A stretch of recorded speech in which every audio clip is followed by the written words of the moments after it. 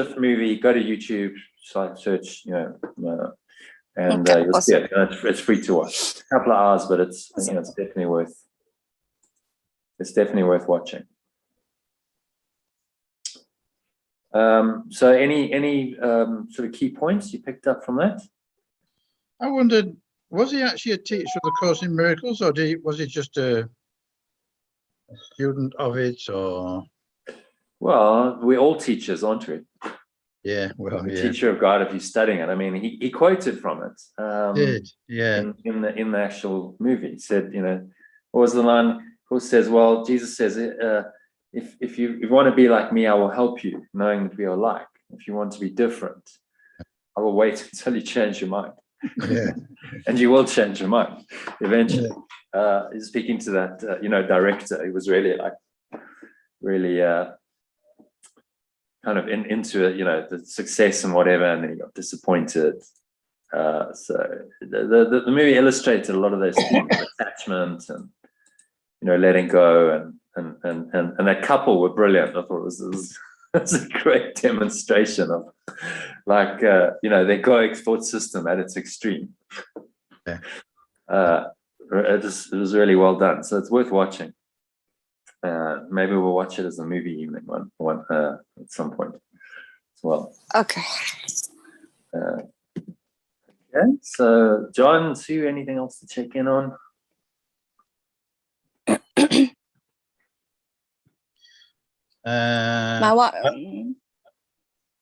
I really enjoyed the session on Friday night, actually. John, this definition of the ego has never actually sat completely well with me.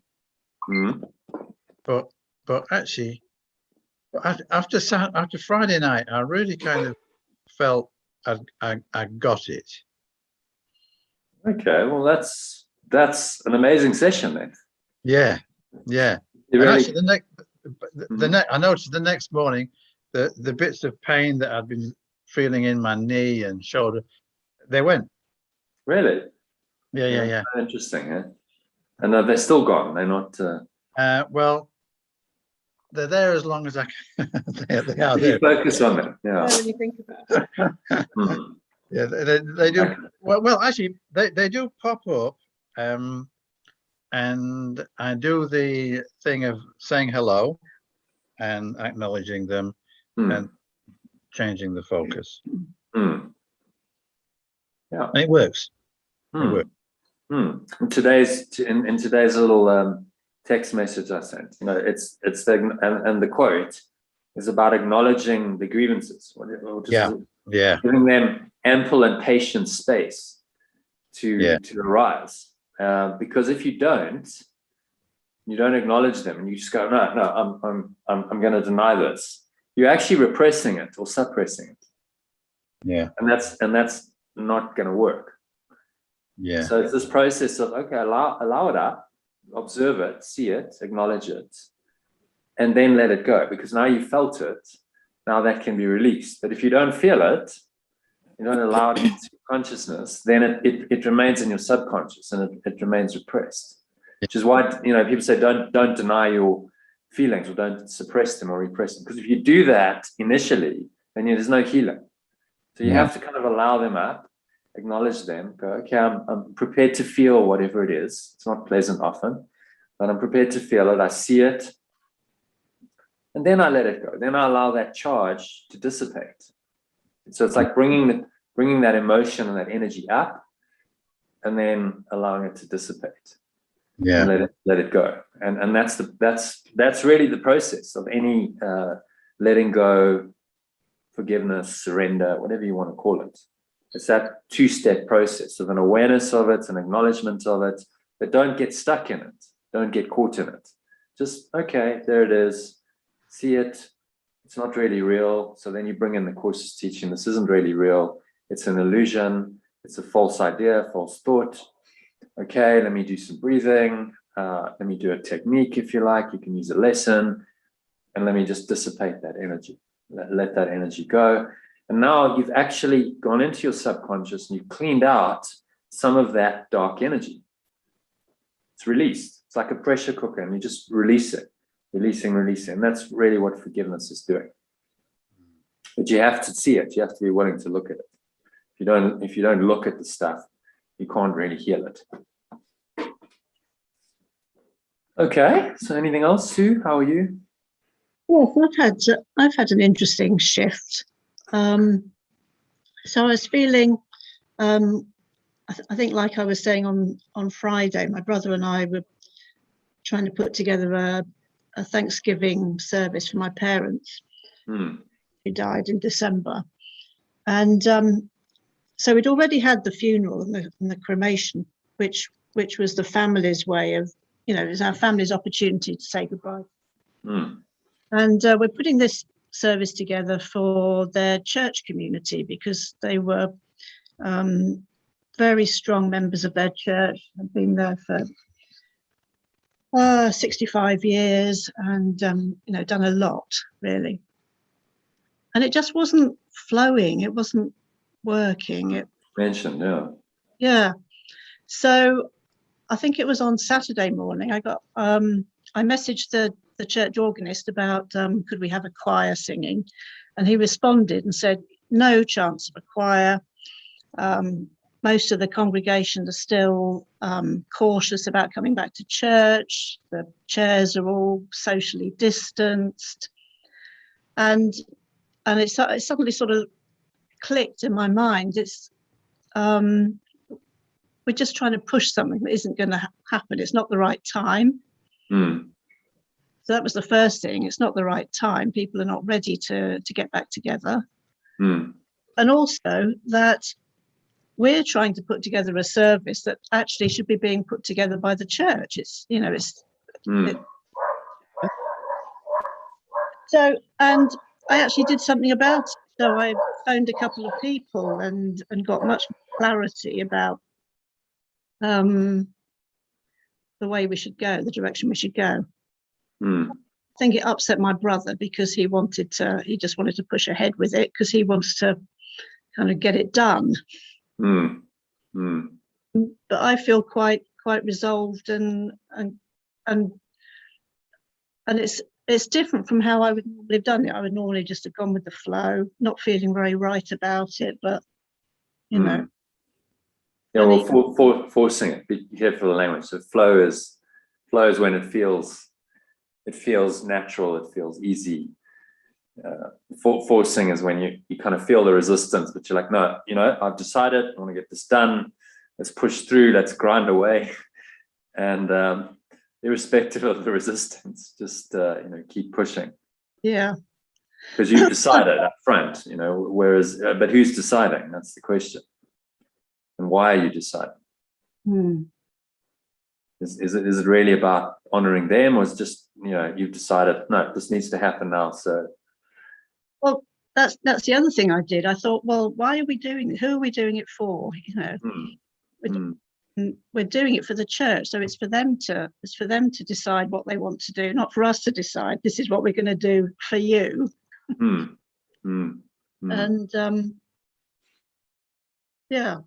yeah. And you just kind of released a bit, and you're looking lighter and more energized, so that's good. Back in flow and happy. So maybe that was just kind of sitting on you, and then you felt low energy, and it was like, okay, you needed to just release it. Yeah. Just release that, and then you're fine. It's just like trapped energy in it. It darkens your mind, and it can make you feel low energy and depressed and stuck. There can be many factors, but remember, it's always the mind. Always look at the mind. So what's going on internally? It's not external, especially with things like that. So it's all an inner game. Yeah, I mean, there were all sorts of thoughts going on in my mind, which I could see, like I don't want my mum and dad to be forgotten about. If we leave it too long, maybe everyone will forget about them, and then it'll be late to remember them, And then did you question that and go, okay, but truth of the matter is, in 100 years, no one will remember them. Yeah, that's the truth. I was listening to Eckhart Tolle the other day, and he's like, well, you know, I like watching these old movie clips of people in the like 1900s when they first had film, and see all these people in black and white running around in streets doing their thing. You go like, no one remembers them now. No one has a clue who that person was, what they were doing, what their business was about. It's all, you know, gone. And, you know, that's the nature of time and space. When you go, no one will remember them. It's almost like we want to try and create a legacy, like, oh, there's something permanent here, but there isn't. You know, that identity, that any identity anyone has here is so temporary and fleeting. So, you know, just don't try and attach to it. You're like, well, they can't be forgotten because they're in God's mind. That's the truth of the matter. They're never forgotten by God or love, and so that's their eternal reality. Their temporary identity in form comes and goes. That, you know, those are very temporary. They don't know if they decide to have another life, which is probably likely. They'll come back and they'll have another one. But none of that's, you know, eternal. Jesus is just trying to get us to look, there's actually only that one self. Only love is true and real, and everything else must be forgotten actually by you, because it's a block to the awareness of your true nature. It's good that you're seeing it. See, so you're starting to see these thoughts, aren't you? And then question them. It's like, okay, so where am I coming from? Why am I thinking this? So it's an increased self-awareness. And if you see something clearly, then the letting go happens automatically, doesn't it, almost? You're like, well, I just see that's not really true. So the belief just can't sustain. Okay, anything else? Thanks for sharing that. No, nothing else. So anyone else like to share anything? Karen, Kim, Nadia? I'm good, thanks, Johnny. For me, I think, like I was saying, I think I'm annoyed at cement, but I don't think it's at cement. It's literally got up your nose. Yes, I don't think it's the cement. So I'm trying to figure out what is it that's actually bugging me, and it's the idea that like my voice is my instrument, so it's affecting my singing. And because I'm not being able to practice and I'm not being able to prep for something that I have to do very soon, that's what's actually bugging me. So, and now it's kind of spiraling into something where I'm just like, well, now I'm more annoyed. And now I really can't sing. Now I'm more annoyed.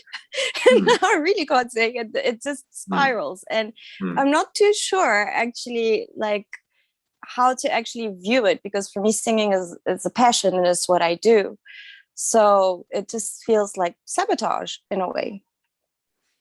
Yeah, interesting. Yeah? So there's an expectation there, isn't it? Isn't there an expectation? Yes. The expectation is, well, I ought to be singing. Now I can't. So this cement has you know, sabotaged my singing. And so now I feel somehow deprived. I feel disappointed. I feel somehow less than. Yes.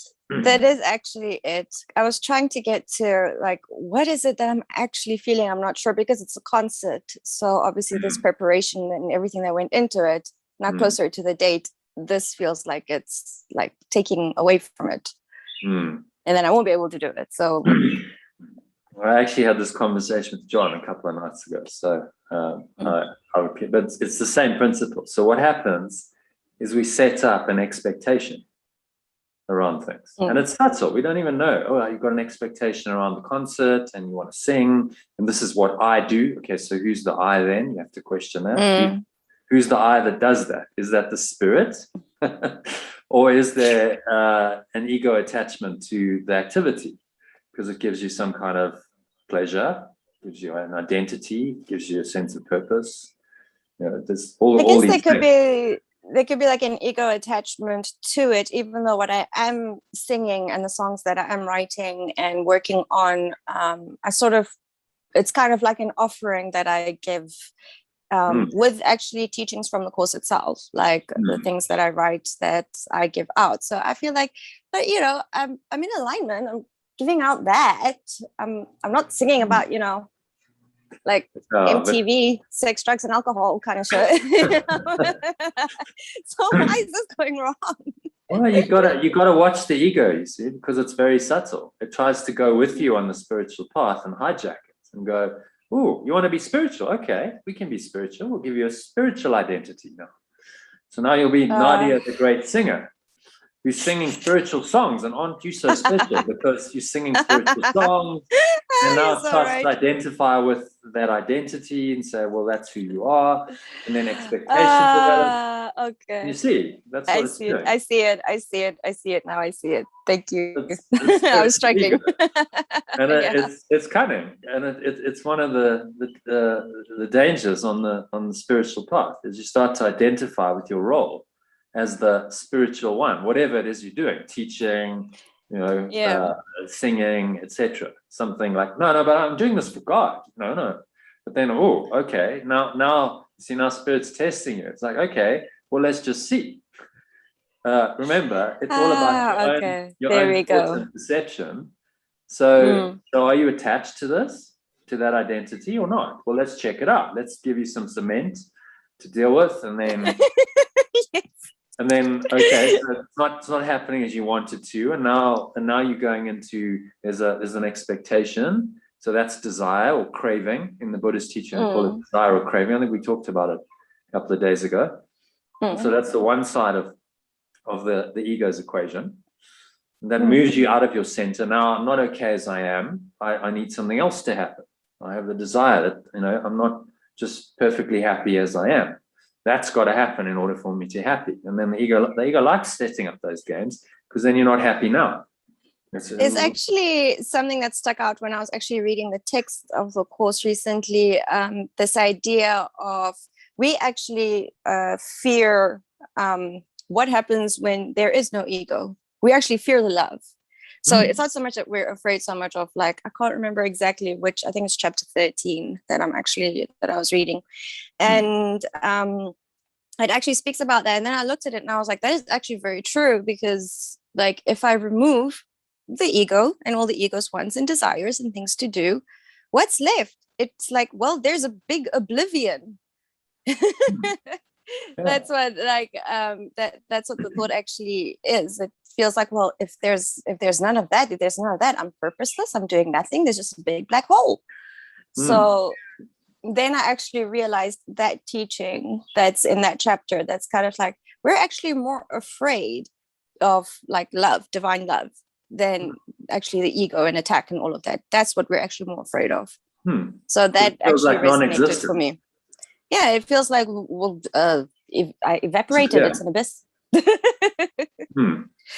So yeah, you got to be really careful that any of your activities in this world are not being hijacked by the ego to create a false identity, because that's what it wants to do all the time.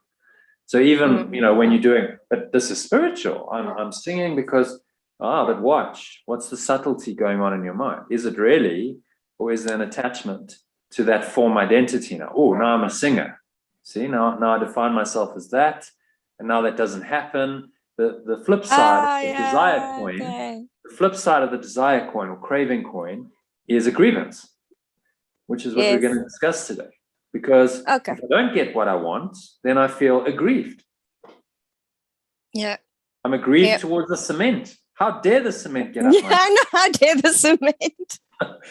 This is, you know, or the builders or whoever, you know. So then there's a grievance because now you're not getting what you wanted. So that your expectation has been violated. And this is what the Buddha noticed 2,500 years ago. He said, well, a desire is the source of all suffering. Because when you desire, you're not saying to your mind, I'm okay as I am. I'm not happy now. I'm moving away from it. I'm saying, well, when I get something I desire, then I'll be happy. So now you're in the future and there's a restlessness. The restlessness arises. You're not happy as you are. So now you've got to do something to meet your desire. This explains, by the way, most of the activity in the world. People are trying to meet their desires. They've got a desire.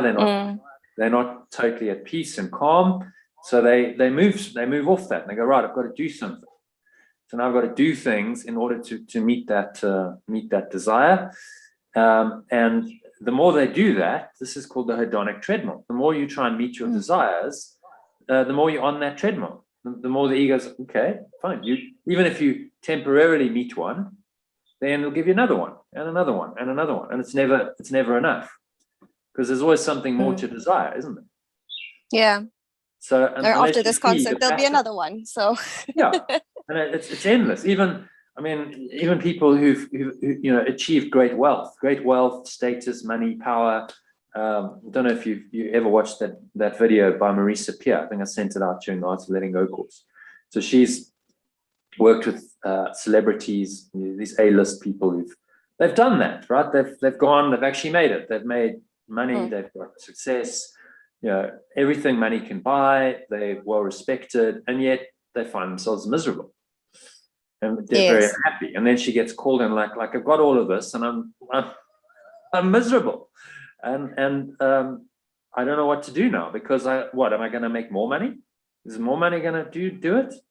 Have another Merc, or another fancy car, or another house, or better relationship.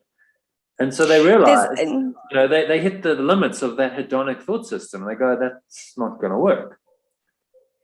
There's actually a song that I listened to, which actually hit home with that also. And it's not a very well-known one, but it's Avril Lavigne, and it's one of the softer ones. She actually has some very interesting ones, because she went through a tough time. And the songs that she doesn't really release, that's also on her albums, tend to actually have a nice feel to them.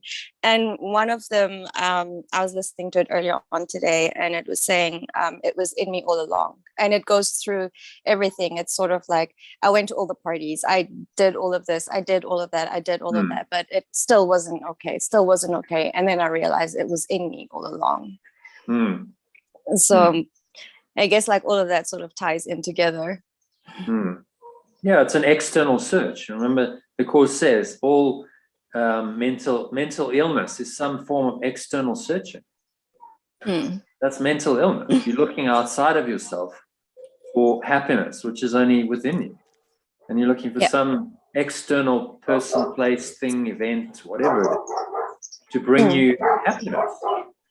And that's the source of addiction. If you keep doing that, then you become an addict to whatever it is that you're looking for your happiness. There's many ways of doing it. Sex, drugs, alcohol, those are the obvious ones, but it can be more subtle. You can be addicted to work, you can be addicted to TV, you can be addicted to shopping, you can be addicted to singing. Same thing. Same thing, because you think the activity, the thing, is giving you the happiness. It's not true. The happiness is internal, and the happiness is eternal.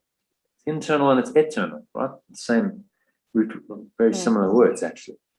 And so it doesn't matter what you're doing, that happiness is always there. So now, if you can really get this, now you can participate in life. This is not saying you just need to sit around and bliss out. I mean, that's an option. I think a lot of these yogis and masters, when they get it, they're like, there's nothing to do. I just need to sit here and be as I am. I'm perfectly happy and contented. So why would I want to do anything? So that is one way of doing it. But in the Western world, not that easy to do. And also, Jesus does say, look, there's work to do. There's the atonement. There's a work of that 1 month to do. And you can be a vehicle, an instrument in that. And that can be very fulfilling. But you're already fulfilled, you see. That happiness and that joy is already in you. That's your base state. And now, whatever you do, you just take that into whatever you do. So your happiness goes with you. And that, when it's translated into action, becomes flow, or what the Course calls miracles. So now you're in a state of flow. It feels good. You're happy anyway, but you're doing this activity. And maybe because of you're doing the activity and you're expressing the love and the joy, there's actually an enhancement to it. You feel even more expanded because it's flowing through you. It's not like you need to do that in order to get the happiness. It's not outside in, it's inside out, you see. Yes, that's actually what that's subtle, but it's very important. You get that distinction. It's actually very important. I did actually lose that focus because that was my initial intention, to sort of come from that state itself and then give it out through music. And then somehow along the way it did flip. So now I see it. Because that's the ego. Remember, the ego is always trying to get you to look outside to whatever it is, an external search for something. So, an activity, and like singing, it'll just latch onto it. Okay, great, we'll give you an identity there, because it doesn't want you to really know yourself as that perfect formless awareness, pure formless awareness. Yeah, that's all God is, pure formless awareness. There's no form. There's no need for form. It's perfect as it is. It's your perfect identity, your true self.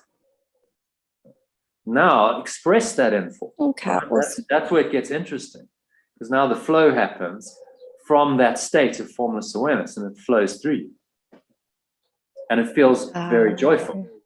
And there's no attachment to the outcome. Okay, well, I'm not singing, so that's okay. I'm still pure formless awareness. The songwriting happened from that state. I think it's the performance aspect that got taken, like the ego sort of took on. But the writing itself came from that state. Yeah. Well, that makes sense, because writing is very much an internal. There's no crowds. There's no show. Yeah. Going within and allowing, the spirit to express in the words. But with something like the singing, so you presumably singing in front of people, and now there's some kind of identity. And I mean, we know from the world of celebrities and pop stars and so on, just how seductive that is, because they go into that identity and they're like, now I feel like, and see that here's the problem. They feel like amazing on stage. Like, imagine you singing to a crowd of 100,000 people. I mean, it must be like a serious rush. Like, wow, like, I'm center of attention and I'm performing. And then they come off stage and then it's just kind of flat. They're like, well, like, what the hell? Like, I've just had this amazing high and now I kind of just feel a bit. And so what do then? They go, well, I need to do something to get the high back. And then they take drugs because they want to get that feeling again. But if they suddenly realize, okay, that was just a temporary experience. I can't rely on that for happiness. I'm happy anyway. Yeah, I enjoyed it, and then it's over. So it arises and it passes away, and afterwards, I'm not going to feel maybe on the same level of high, but that's okay. I'm at peace. I've done my thing. I'm at peace, because they don't know who they really are. They're very identified with that form, the identity. See. And so then that causes all kinds of problems and dysfunctions, like extreme highs, extreme lows. Then they feel like they need to take drugs, smash up hotel rooms, etc. That's because there's no stable self. They don't really know who they are, and they get sucked into believing that they are actually that persona, that identity that everyone's like, like a god. Yes, then they lose themselves. Yeah. Then they're actually like, then you're lost in that maze. Yeah. And that can turn so quickly, because one moment everyone loves you, and then you got caught doing something you shouldn't have done. Now everyone despises you. Yes. And suddenly everyone turns against you, and like your world just falls apart, and you're like, because you're so attached to that identity. Or another pop star comes along, it's more popular. Now I feel like, now I'm threatened because I'm no longer the most popular. I'm now second or third. My popular. It must be horrible to be a celebrity. I never. Well, it's crazy, because people go, that's success. That's what everyone wants. But it's like, but if you look at a lot of their lives, they're not happy lives. So why would you? I looked a lot at that, and I was just like, there is no ways I would have actually wanted something like that. I watched Amy Winehouse, and I saw her story, and she was more about the music at first, and it was the celebrity aspect of it that really got the better of her eventually. Well, I mean, if you listen to Marisa Peer, she said she was a damaged person. She had abuse and etc. And then what she was trying to do was somehow fix it externally. So if I make enough money and I sing songs and I'm famous, then people will love me. That was really, it was like a cry for love. looking outside without being able to go, okay, actually, I am enough as I am.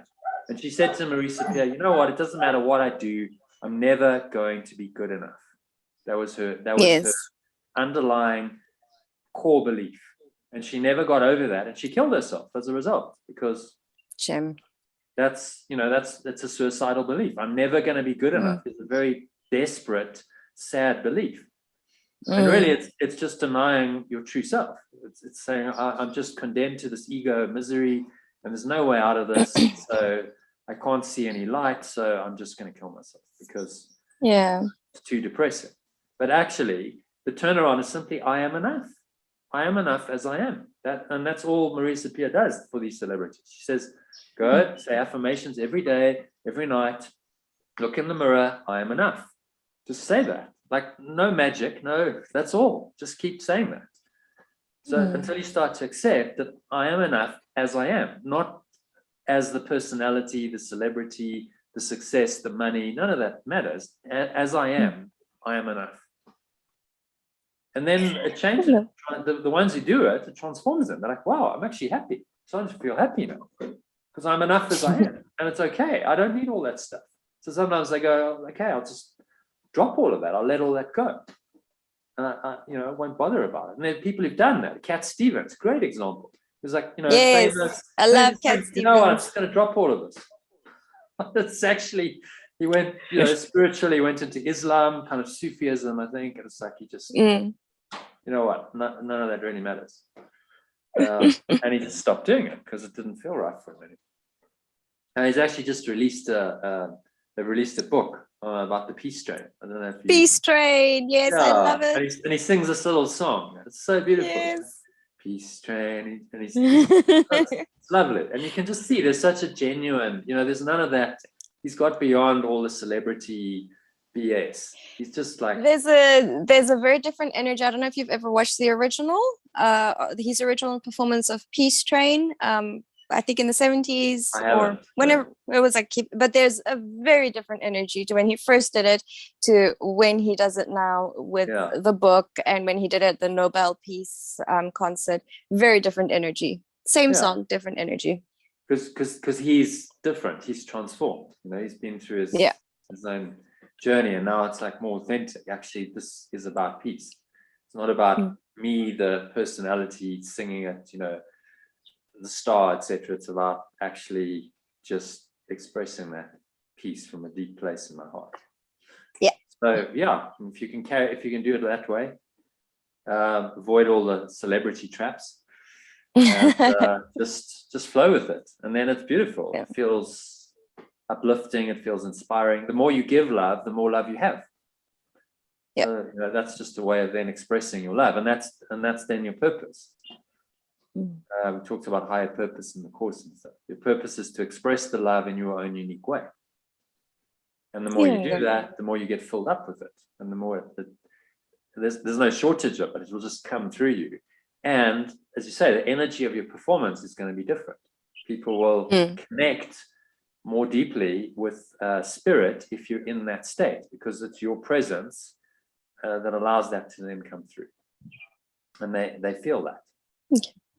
And then it lifts it to an entirely different level. So it's all good. The cement up your nose is just there to help you. Yes, it is. Thank you. That's the truth of anything that seems to be a problem. Any grievance there's a miracle waiting there. It's just you've got to change your perception of it. Yeah. Excellent. Thank you for sharing that. Welcome. So Kim, anything to share?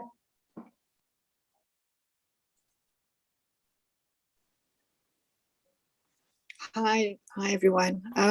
It's just been a bit rough at the moment. That's it. Okay. All right.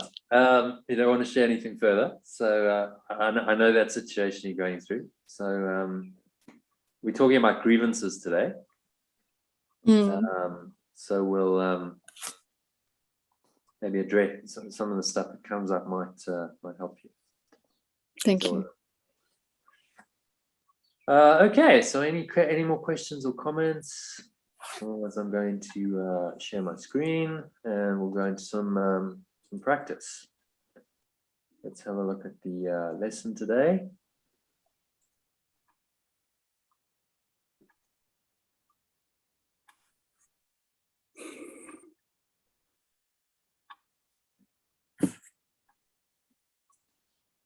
Okay, can you all see my screen? Yes. Yeah. All right, so we'll just have a read of these two lessons for review and have a little discussion on them. And then we'll do some reading of the text. Yeah, grievances. I wanted to talk about how you actually let go of grievances. We've already kind of covered a bit of that, but we'll go into it. So, Nadia, if you can read the first paragraph for us, please. Sure. My grievances hide the light of the world in me. My grievances show me what is not there and hide from me what I would see. Recognizing this, what do I want my grievances for? They keep me in darkness and hide the light. Grievances and light cannot go together, but light and vision must be joined for me to see. To see, I must lay grievances aside. I want to see, and this will be the means by which I will succeed. Okay. Mm-hmm. So, anything stand out for you there? For me, like it was even from the message that you sent earlier on today, it did hit home that I need to allow certain things to come up for me to actually look at them so that I can let them go. Otherwise, I tend to suppress. So, and I realized that holding these is actually holding me back. So I guess it takes a bit of courage, but it's for the better to allow it to come up. Yeah, it's a two-step process. To be willing to acknowledge them, say, okay, I'm aware of that feeling. Doesn't feel pleasant. Grievances are never a nice feeling, but I need to see it. Number one, acknowledge it fully, and then by bringing in, say, a lesson like this, recognizing what's going on, that really the grievance is just the ego's excuse to darken your mind. So it's a justification for blocking the light, for creating a false identity, and as he's saying, to see I must lay grievances aside. I want to see, and this will be the means by which I will succeed. So it's not really the person, the situation that is the problem. It's your own interpretation of it. The grievance is coming from this false self. It wants to be a separate self. It wants to have these desires, cravings, and attachments and the grievances in order to keep you away from that pure form of spirit. That's all that's happening. In fact, the entire world is just a smokescreen. It's an illusion that's been miscreated by the ego to justify craving and attachment and grievances. And Jesus calls these idle wishes, are the desires of the ego, and the grievances are the Buddhist equivalent of aversion. So now you have a strong aversion. Oh, this shouldn't be happening. And it's not just towards a person. We all understand someone's done something, and then you have a grievance. You're holding some resentment. But it can be towards anything. It can be towards cement. It can be towards the weather. It can be, towards. It's an expectation. You've got, John. We talked about this a couple of days ago in your context. You've got an expectation of you want to do a walk, and now your knee's sore, so you might not be able to do the walk. Now you have a grievance because your expectation is not being met. So it's a grievance is actually any aversion type reaction where there's a resistance, and you're not completely happy and in flow. And so it's very subtle, and they happen often. If you really observe yourself in your daily life, we see that grievances are arising quite often. Something's not going as you wanted, and then your mind kind of gets clouded. You have a thought, leads to an emotion. You kind of feel like, oh, that's not so great. And you just feel like your energy just drops, doesn't it? And it's kind of, there's this resistance. So when that happens, what he's saying is, okay, well then acknowledge it, look at it, and release it, because it's just a thought and a feeling. That's all it is. It's not really the thing that's triggering it that's the problem. It's coming up as a result of your core belief in your separate self. And so now as these things arise and you let them go, what are you doing? You're undoing that separate self, because all it's made up of is those beliefs. So it's ingenious, really. This is a beautiful process. Jesus is saying, well, this is the way you undo it. The ego is made up entirely of false thoughts and beliefs. So as they arise, as a grievance, for instance, you notice them, and then you let the thought go, you let the emotion go, you drop the energy, and systematically then you're cleaning your mind. You're undoing the ego, because that's the only way you're going to do it. It's a formless. So grievance is the same as, sorry, I didn't mean to interrupt. I just thought a grievance is the same as resistance. Like Eckhart Tolle speaks of resistance. Yeah, it's the same. Different words. Yeah, you've got okay, all right. You've got that resistance to something, and you feel there's like a block in your mind, don't you? There's like it's a stickiness, and it doesn't feel comfortable. It's like I'm resisting this, and you can feel a kind of an irritation, anger, frustration. All of these are resistance movements in your mind. So when you notice those, go, okay, that's a grievance. So it's much more than just, oh, well, I have a resentment to a particular person. It can be towards a situation. The situation you just described, cement. Okay, there's a grievance because there's a resistance. So many different terms and names for the same thing, but understand that grievance is a lot bigger than just, oh, well, I've got a grievance towards an individual person. That often does happen for sure, but they show up all the time. It's a movement away from your true self. Whenever you've got an expectation, then almost certainly a grievance will come. Just notice how that works. I have an expectation, even if it's subtle, I'm not necessarily aware of it, but then a grievance shows up. Oh, now that's the canary in the coal mine. Now that tells you I must have had an expectation, because what was I expecting that now hasn't happened? And now you start to see how the ego works. Okay, well, the grievance is based on an expectation, but that expectation, was that a realistic expectation? Was that an expectation that's got any basis in truth? Or was that just another idle wish, as he calls it in the course? Another idle wish. Yeah, an idle wish is that craving or that expectation that we set up, which then perfectly sets the ego up for grievances. And not straight away. It doesn't want to show you that these are totally connected, but they are.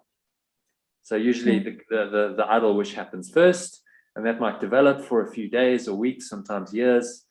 And then, now I have a grievance because my expectation is not being met. And now I feel that resistance, and I'm not happy, and because you set up the expectation.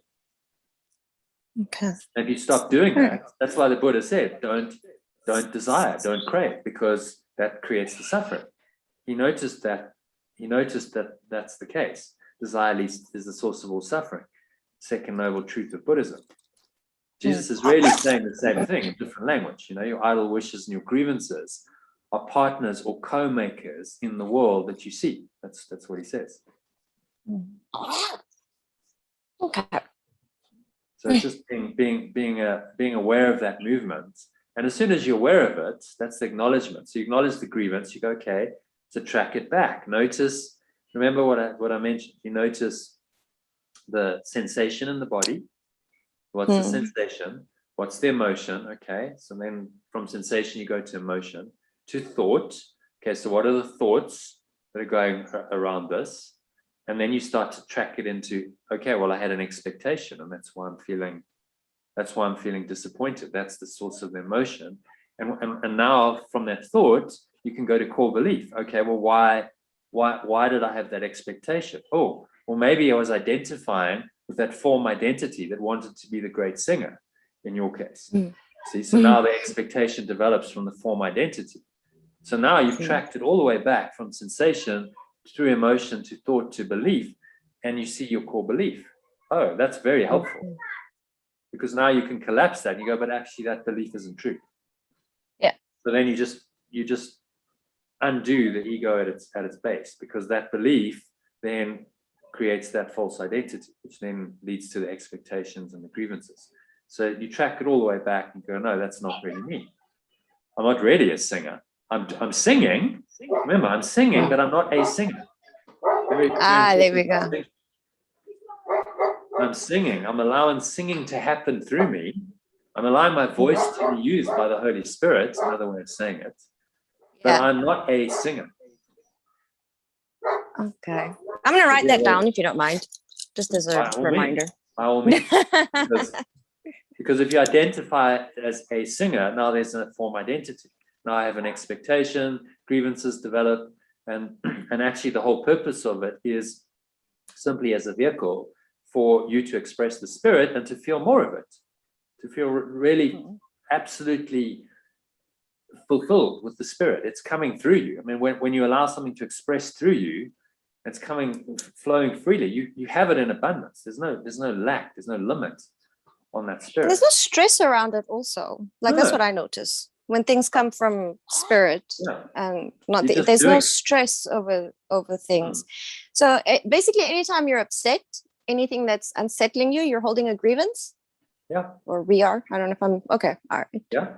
That encompasses a lot then. Notice sensation. That's why, like the Buddha's teaching, the Vipassana meditation was notice sensation, because the sensation then gets you to observe the emotion, and emotion then leads you into thought. You can notice your thoughts, and then you can notice your core beliefs. So if you do that practice of sensation, emotion, thought, belief, you are really undoing the ego in a way that it's going to find very difficult. It's going to try to combat that, but it just can't, because it's just the lights of awareness shining all the way through from gross sensation in the body, which most people are just say, oh, that's an uncomfortable feeling. I don't really know how to deal with it. So what do? They repress it. They suppress it, you see. I don't want to deal with it, so I'll distract myself. I'll go do something else. I'll try and avoid that feeling, because it's not a nice feeling. Instead of going, okay, I'll observe it with this higher awareness, with the equanimity, and then I'll track it through sensation, emotion, thought, belief. Okay, now from that single sensation, I can get to the core belief of my ego, and I can undo it. And that's, now you're using all of your grievances for what they're really for, which is for forgiveness, for letting go of that core identity, which is really, really powerful. Now, like whatever the experience is, whatever grievance, you welcome it. Okay, great. Another grievance showing up. Fantastic. Okay, so let me do the process. Observe sensation, observe emotion, observe the thought, observe the belief behind it. Okay, now I can see how this form identity, this ego identity, has created all of this. And I can see that it's nonsense, and I don't want it. It's rubbish. So that belief. I really did not know how I was going to let go of the cement. So thank you very much. This is actually very helpful. Yeah, my pleasure. Yeah. And this process will work for anything. Yeah. Whatever the grievance is, you take it through this process. The grievance cannot sustain against the light of this true awareness. You're willing to go through the process. And then there's a number of ways of doing it. You can just do it quietly, sitting yourself. You can use a breath break that I send. Here's one of the longer meditations. But really, it's all about observing the sensation, observing the emotion, observing the thought, observing the belief, letting it go. If you let go of those emotions and those thoughts, then what is the ego? It's nothing. That's all it's made of, thoughts and emotion. And then a sensation in the body as a result. But the core engine of the ego is thought and is belief, which is thought, leads to feeling, leads to emotion. If you undo it there, it's got nothing. So there's no existence. That's where this is leading. But as you say, our deepest fear, Marianne Williamson said it in a quote, our deepest fear is not that we're inadequate. Our deepest fear is that we are powerful beyond measure. Yes. It's our light, not our darkness, which most frightens us. Yeah. We're actually terrified of that light because it's pure formless awareness. Who would I be in pure formless awareness? There's no personal identity. There's no separate self. That's just disappeared. You're just pure, formless, and the ego is terrified of that. Absolutely terrified. Oh, no. Got to give you an identity to replace that. That's what's always going on. Okay. Grievances are just used to perpetuate that form identity. Okay, so any questions on this first paragraph? Nope, Sue, I'm John? good. Okay. Kim, maybe you can read the next paragraph for us, please. My salvation comes from me. No, you must start specific applications. Oh, sorry. Specific applications for this idea might be made in these forms. Let me not use this as a block to sight. The light of the world will shine all this away. I have no need for this. I want to see.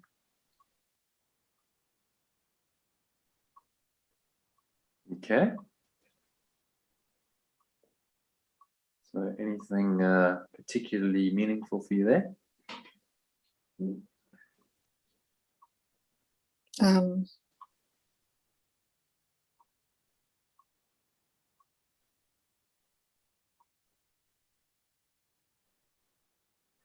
I guess all of it, just finding it really difficult to do. But you see how these grievances are blocked to sight. And the reason it's difficult to let go of grievances is because your ego is very invested in the grievances. Without grievances, there's no ego. There's no separate self. So it holds on to the grievances for dear life because that's all it has. So expect resistance. It's not easy, especially if it's something that's deep-seated. But you just keep doing it. Especially if it's something that's quite deep-seated. So if it's bringing up deep-seated emotions, which it sounds like your situation is, then that's going to the very core of your identity. And the ego doesn't want to let go because those grievances define you on some level. They give you some kind of special identity. And so when you let go of grievances, you're letting go of that identity, your separate self. And that's not easy to do. But there's a part of your mind, the Holy Spirit, goes, but this is the only way. There's no other way. You'll never find happiness unless you do this. So then that's why I'm saying you must be determined to see. I want to see. This will be the means by which I will succeed. You want this. You want that freedom. You want that light. You want that happiness. And you start recognizing there's no other way. Now you have to drop your grievances. Grievances hide the light of the world in you. So I have no need for this. I want to see. These are statements of determination. Affirmations say, yeah, I really want this. So, okay, it's not easy, but let me just keep doing this. As the grievances show up, keep doing the process. Keep letting them go. Keep letting them go. And every time you're willing to do that, you're taking another step in the right direction. Even though it doesn't seem like you may be making progress, you are. It's just the letting go is hard. Doing these exercises, I'm trying to let go, but it's incredibly difficult. In fact, it's just not happening. Okay, but you're still doing it, so that's good. Just keep doing it. Keep doing the exercise and say, I'm still willing. Right? I'm willing to keep trying to persevere because it's your willingness to continue that means ultimately you will succeed. The ego wants you to give up and say, this is impossible, you can't do it, so just give up, hold on to the grievance, it's impossible. But that, I think you come to the point where you realize that's not really an option. What? So I'm holding to this grievance and feel upset and miserable. Okay, well, that's not very clever. You know, I have to let this go. And you just, you know, you knuckle down. You go, okay, it's not easy, but I've got to just keep doing it. So you keep practicing the lessons. You keep doing the meditations. You keep showing up to these sessions, and sooner or later, it's going to go. It's inevitable, because it's not your power that's going to help you to undo it. You're asking for help from the spirit, which has all power, which ultimately it can undo everything in the ego. So it's just that little willingness allows it in, the willingness to keep trying, and willingness to allow it to help you. That's required. And then just do it, as he says. You know, the exercises, I think I said in today's lesson, you know, just do them. Just keep doing them, because he's saying if you keep doing them, then they work on some level. Even if it doesn't seem to be working, it's happening on a subconscious level. So, you know, you're going through a testing time, but remember, this is just the ego resisting. Doesn't want you to do this. Doesn't want you to undo it. So it's like, okay, we'll give you a big challenge, big difficulty, grievance, and face that. But if you do, and you undo it, I mean, that's like serious transformations then happen. Because then you go, wow, I faced that, and I actually did let it go. But if I can do that, then there's nothing I can't do. Like whatever the ego throws at me, I know I can let it go. Maybe that's why it's got such resistance. That's why it's holding on. Because like if you do this, there'll be a part of your mind like, okay, you've broken through to another level. You know that it doesn't matter what it throws at you, you can let it go. Because you've done it then. So it gives you a powerful reference experience for the rest of your life. And the ego is determined that that's not going to happen. And that's the game. That's what's going on in your mind. So just keep on. Yeah. Keep on. I think, you know, you have that spirit of determination. So it's just, okay, I'm determined. I'm going to keep doing it. Just plod away. It may not seem like you're getting anywhere, but just keep doing it. Keep doing the exercises. As it arises, keep saying, okay, I'm seeing this, willing to let it go. Use a breath break. Use one of these exercises from the lessons to help you to let it go. These specific ideas. You know, let me not use this as a block to sight. Okay, I reckon then you recognize what you're doing. To bring you into that awareness of what the grievance is and what it's doing to your mind. Okay, so any questions on first one? It's a lovely lesson. My grievances hide the light of the world in me. It's actually a lesson you could repeat every day. Because every day you have grievances. So, okay, my grievance is just hiding the light of the world in me. And then second one, Sue, if you can read that for us.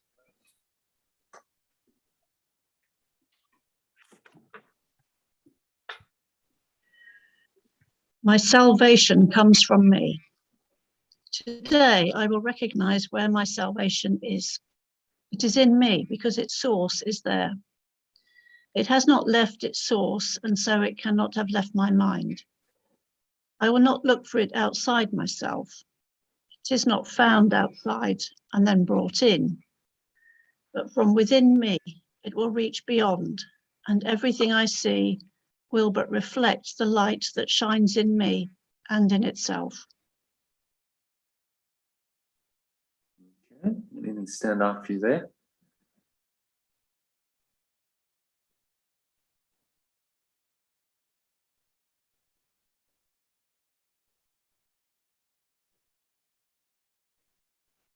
Well, the last sentence is nice. But from within me, beyond, and everything I see will but reflect the light that shines in me itself.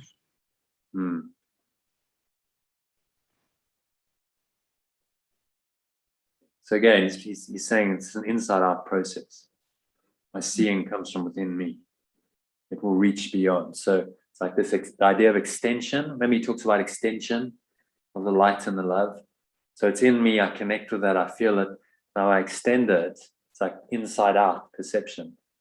That light and that love, now I'm looking out from that state of mind, and everything I see because of that will reflect the light that shines in me. Whereas the ego is always projecting and it's saying, look outside of yourself for some kind of happiness and fulfillment. And that's where the expectation and desire develops. And then the grievances. So instead of making the form, instead of leading with the form, you lead with the spirit in your perception. And the inside out idea again. Salvation comes from within me. And he's saying very clearly, I will not look for it outside myself. It's within my own mind. As soon as you find yourself looking externally to anything in this world for some kind of happiness, fulfillment, satisfaction, that's just be aware of what's going on, because it wants you to look outside of yourself always. And it's very subtle, in small ways, little situations that arise. You don't realize you're doing it, but that's its program. Okay, so any questions on paragraph 1? Any more comments? So, if not, John, if you can read the next paragraph for the specific applications. These forms, the idea is suitable for more specific applications. Let this not tempt me to look away from me for my salvation. I will not let this interfere with my awareness of the source of my salvation. This has no power to remove salvation from me.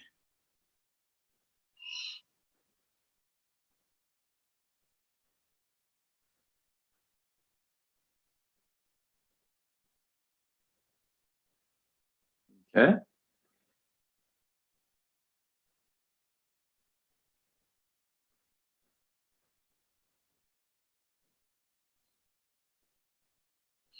Yeah, they're all good reinforcers. Mm-hmm. Any one of them particularly stand out?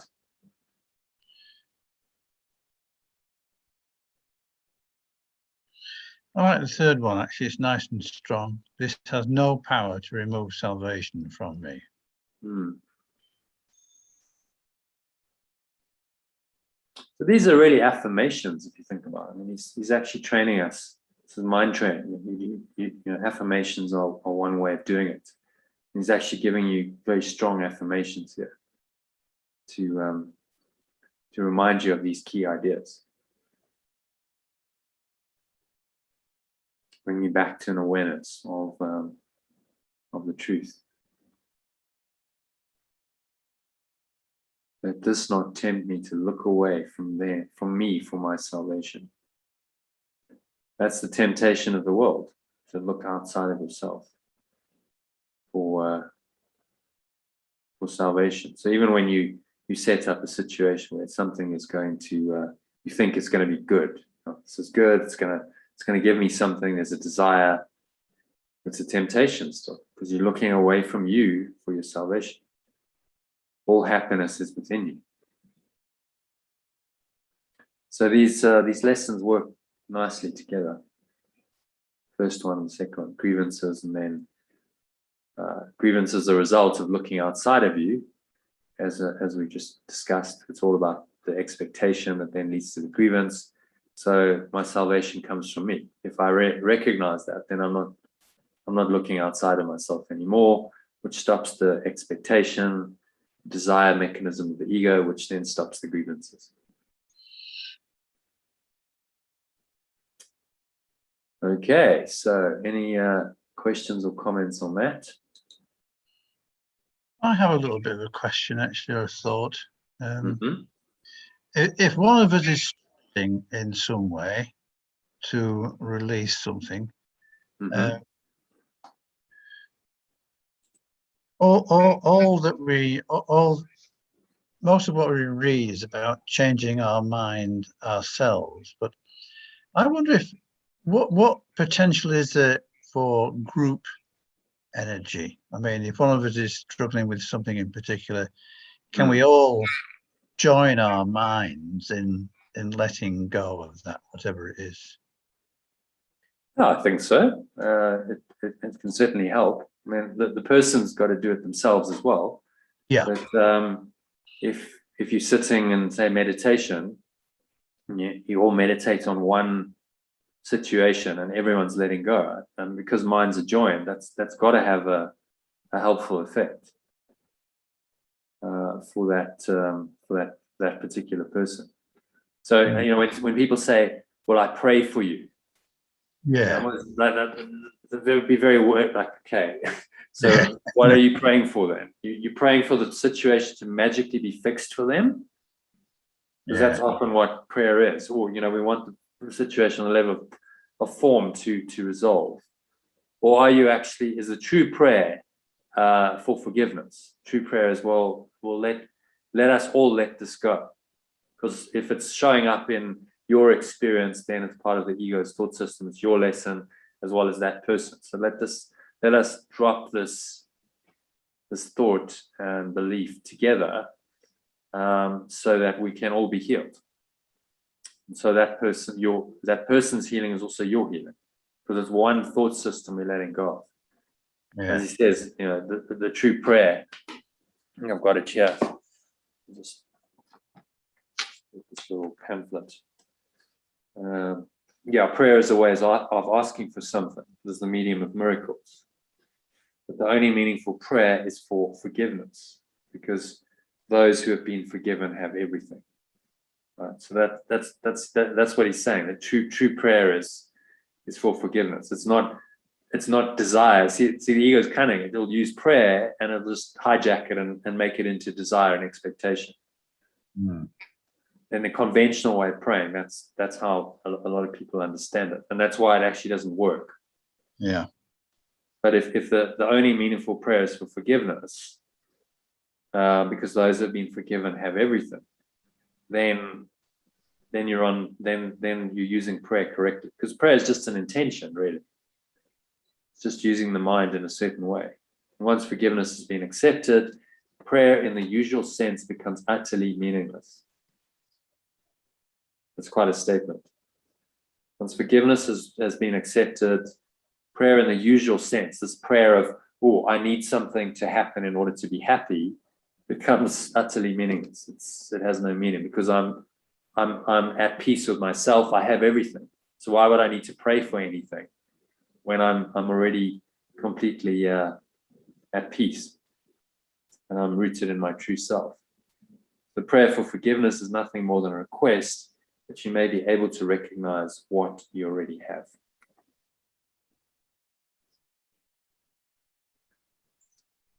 So, you know, if you're going to pray for someone, pray for forgiveness and say, well, you know, I really hope, I wish that they can forgive.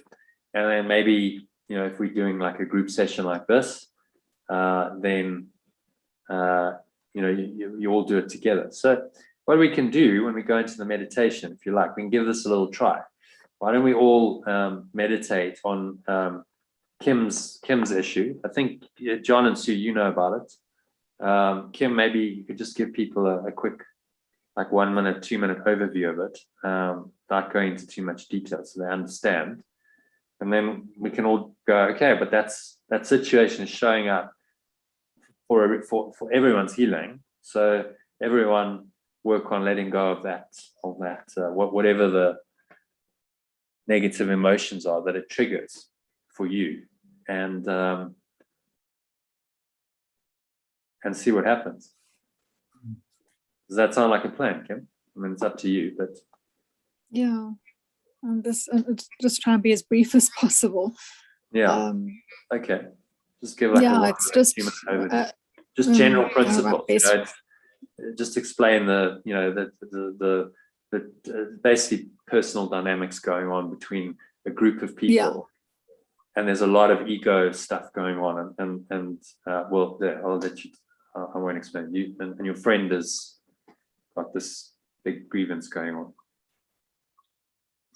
Yeah, so it came up as one of my best friends has got kind of, okay, she's connected to a family member and their friends where there's, let's just call it, a lot of deceit going on, and she got wind of some things that were going on through kind of, it started off with some, kids of the people involved, and so she didn't want to, she couldn't just stand by and kind of leave it.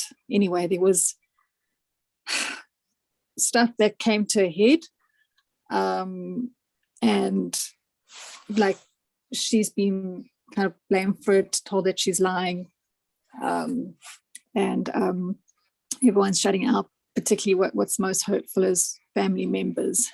But it actually, this is not, it's kind of a lot of more stuff that goes back in history and really come to a head. So she's just really hurt, but she's kind of, instead of like maybe just pulling back, although she does recognize she needs to forgive, she just thinks it, well, I mean, there's injustice involved here, and she feels and unfairly treated. Yeah, very unfairly treated. So there's a major grievance there, and it's to do with special relationships, because she's got a relationship with her sister and the other people, and it was all very close. So there's a whole load of stuff there. You don't have to go into more detail, but this is common. This is how the ego works. Attachments to relationships, feeling unfairly treated, feeling like she's the victim, feeling excluded and rejected by a group of people who she's had a special relationship with, and so it's just ego central. So these are probably, we've all faced these kinds of ego dynamics. Our previous session was on ego dynamics before. So if you forgive that, you let go of those thoughts and those emotions related to this situation, you're actually healing that belief system. So if we all do that, then it can only help. Yeah, and just to add, like, I mean, she's been pushed out by her family around this. That's clearly adding to the grievance, and everyone's kind of within that kind of circles is sort of making out that it's her doing, her fault, and and in my role is that she's come to me for help, and it's just actually her sister reached out to me first. I somehow got involved in some of the communication, trying to get out of that, and now there's just it's just, she's just got no one backing her, and that's what she's except you asked me to do. You're sort of the fallback.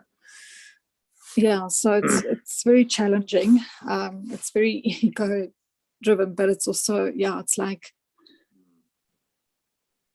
it's an opportunity. There's a lot of dynamics, but it's also kind of, I suppose, it's working out. It's trying to work out the solution form, but there is an understanding of doing it on a high level. But it's very challenging anyway. So there's a whole load of ego dynamics going on in that situation, because you've got special relationships, you've got feeling unfairly treated, you're feeling rejected and excluded and abandoned. We've all faced this. Family is a huge melting pot for the ego often, because it's a special relationship, isn't it? And so then there's all kinds of expectations. There's the past that comes into it. So if we all do forgiveness on it, you're really forgiving your own stuff, because we've all had family dynamics and grievances that arise as a result. And it's the healing of one thought system. It's the letting go of the ego, which manifests itself in these kinds of situations. And that can only help, because it's there's a number of minds doing it. There'll be 1, 2, 3, 4, 5, 6 of us. 6 of us doing it. So shall we do that now? Let's do a meditation on this lesson. I'll guide you through this. And then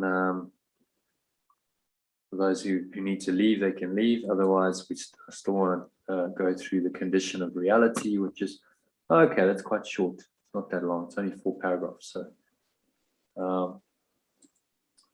not a long lesson. Okay, so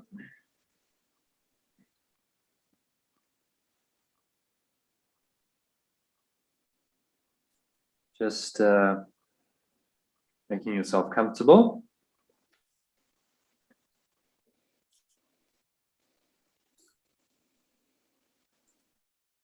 Sitting with your feet shoulder width apart. Back straight, cup your hands in your lap. Close your eyes. And start off by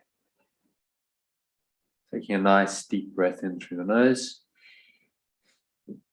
So breathing in, you notice how the stomach rises, the chest rises. You clench your sphincter muscle, you lock the energy in. Feel this life energy drawing up the spine with the breath into your heart center. Just put one hand on your heart.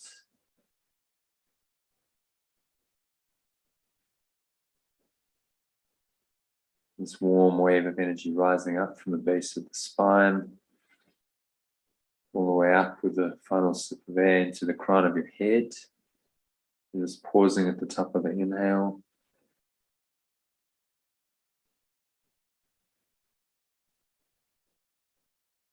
Now just scan your mind for any grievances. If you notice that the story Kim told triggered anything for you from your past, so feeling unfairly treated by friends, family members, all had those experiences, feeling excluded, rejected, abandoned by family, friends, people you're close to, feeling unfairly treated, getting upset, getting angry, not wanting to forgive, wanting to hold on to the grievance. Just observe all those thoughts and emotions coming up in you. Notice the sensation, any sensations in the body. These thoughts can manifest as strong sensations in the body, maybe a knot in your stomach, lock in your chest, clenched jaw, clenched fists. The extreme can sweaty palms, dry mouth, nausea, panic attacks. These all just come from thoughts manifest in emotions. So observe, just be aware of these grievances and then be aware of how they feel. Be aware of the thoughts. Just breathe into all of this. Create some space, some light. Just by observing the grievances, you are removing your mind from attachment to the grievances. There's another part of your mind that's able to observe them in a very empathetic but detached way. These grievances are not you, they are not true, they are not real. They're just the ego using the situation for its purposes to justify anger, frustration, guilt, fear, attack thoughts, justify a separate self. That's all that's happening. Recognize that. Breathe in again. Imagine you breathing light into all of this whole dark mess of attachment and grievances, egoic identity. Just really see it for what it is and bring the light in. The light of your true awareness just starts to dissipate all of this. None of these grievances have any reality at all. So as you exhale, just blow them away like dark smoke leaving you.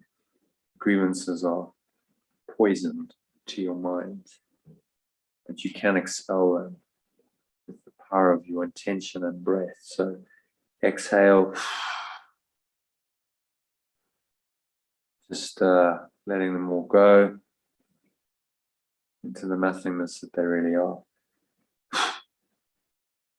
Pull the lower stomach into the spine. Expel the last remaining air out.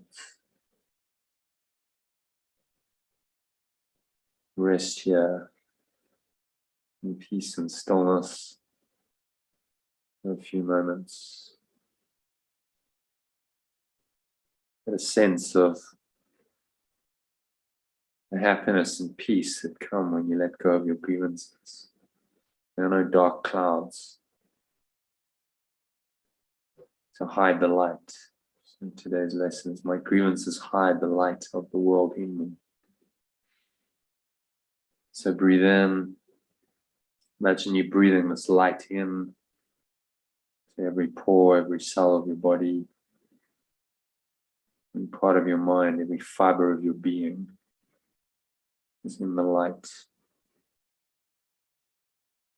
You don't visualize light, and just feel a sense of lightness being lifted up beyond the dark clouds of your grievances to this brilliant light shining through the blue sky of your awareness.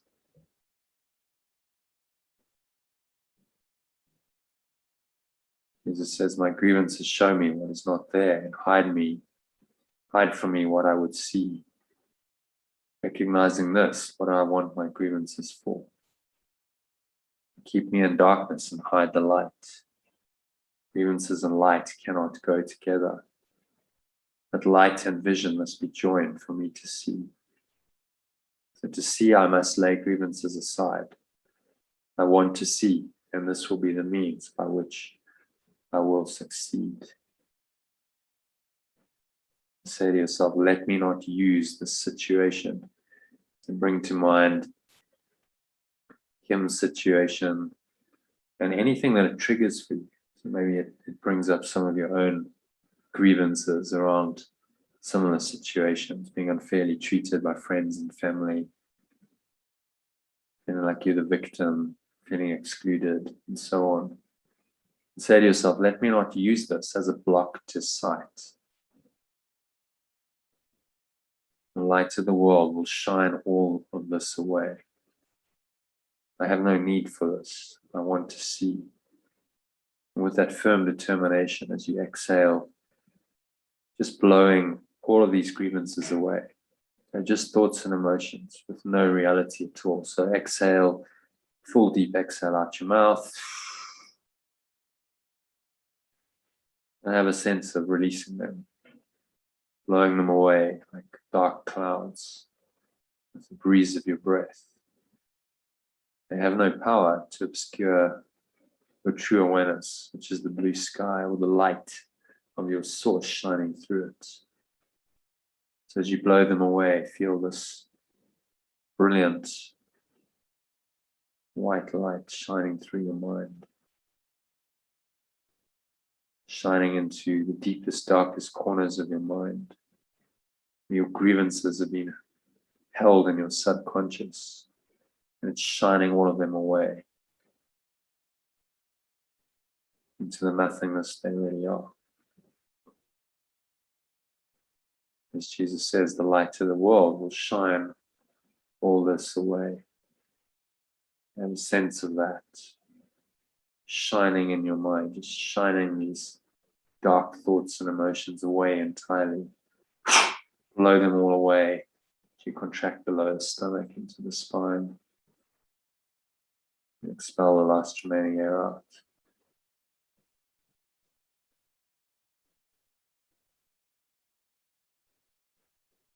Letting it all go. The nothingness that it really is.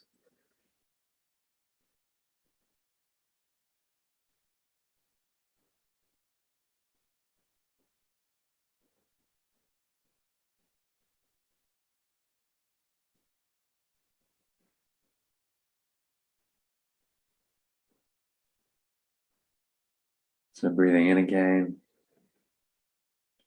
Nice deep inhale. Through the nose, notice how the stomach rises, chest rises. Subtle flow of air in through the nostrils.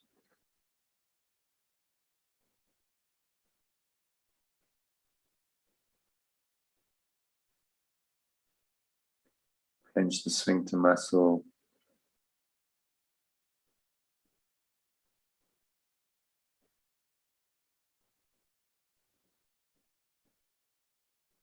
Now keep breathing light, beautiful golden and white light into every pore, every cell, every muscle of your body, every part of your mind, every fiber of your being is in the light.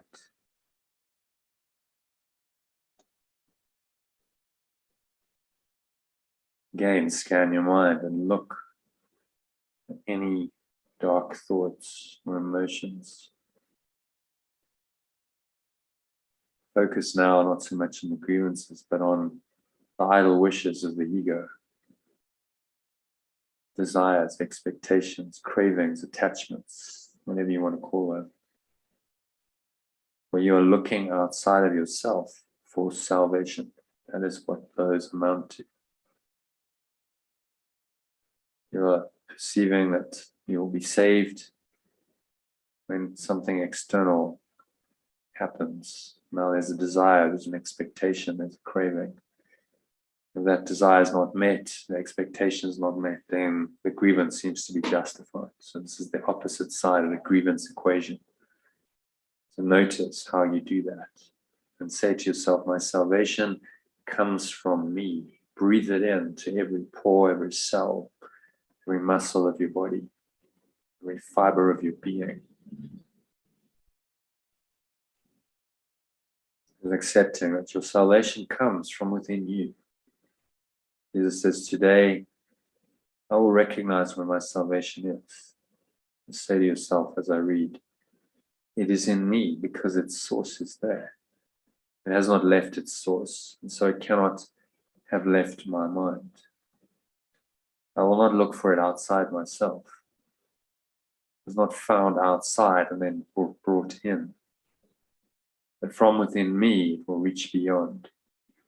And everything I see will but reflect the light that shines in me and in itself.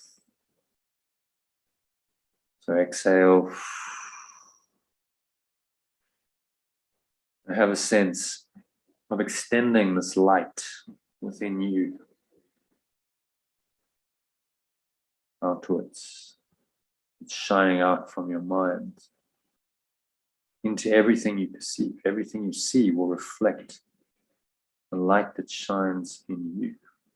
So your perception is inside out, coming from the light within you, this pure formless awareness, which we call the light. And let that inform, direct all of your perceptions, how you interpret the world. Interpretation is perception. That's going to come from either the spirit of light within you or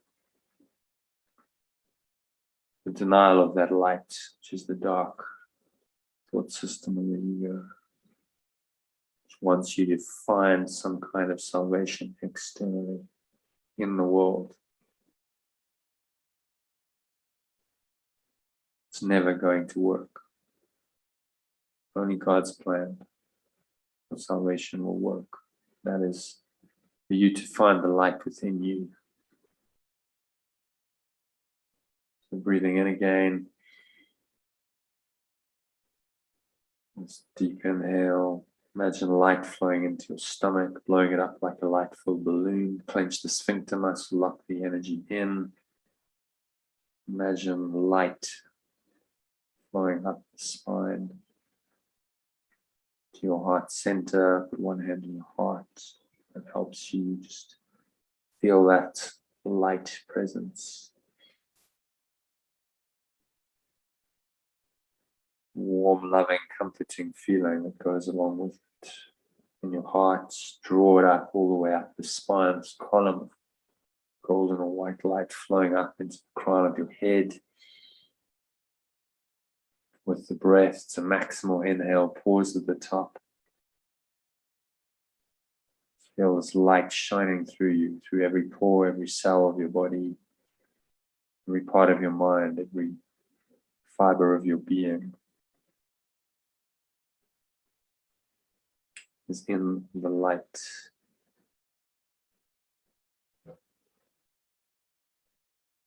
The light of true salvation. If you notice any scraps of desire, idle wishes, as Jesus calls them, expectations, and any grievances that are attached to them, just observe. And remind yourself, let this not tempt me to look away from me for my salvation. I will not let these things, these illusions, interfere with my awareness of the source of my salvation. This person, place, situation has no power to remove salvation from me, because the light is still within me. So feel it filling you up, breathe it in. Beautiful, radiant, golden or white light flowing into your mind, to every pore of your body, every cell, every muscle, every part of your mind, every fiber of your being is in the light of true salvation. Feel that. Feel it getting stronger and brighter, vibrating higher and higher. Breathe it in to every pore of your skin, every cell of your body, infused in the light of salvation, which comes from within you. Say, my salvation comes from me and only me. It is within me. I will never find it outside. So nothing outside of me has power to remove salvation from me. And on that statement of firm determination, exhale. Have a sense of blowing away any remaining dark scraps, idle wishes and grievances, just letting them go. The breeze of your breath. Pull the lower stomach into the spine, expel the last remaining air out.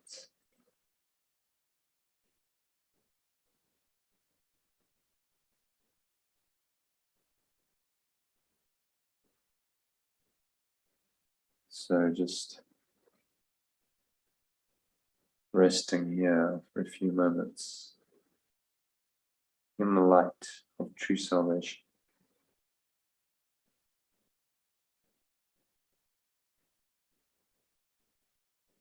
Breathing in and out through your nose. Nice deep, slow, rhythmical breaths. Imagine you breathing light in every pore, every cell of your body, filling you up. It's radiant, golden or white light. As you exhale, imagine extending that light. It's extending through you out into the world.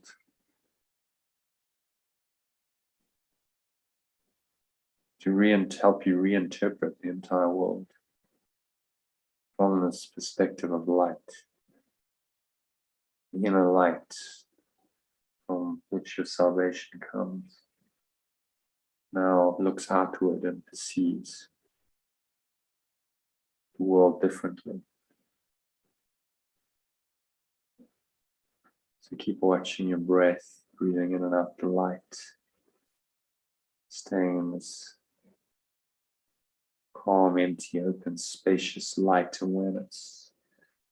To allow these words from today's text reading, section 7 of chapter 11, entitled The Condition of Reality, to permeate in to this light.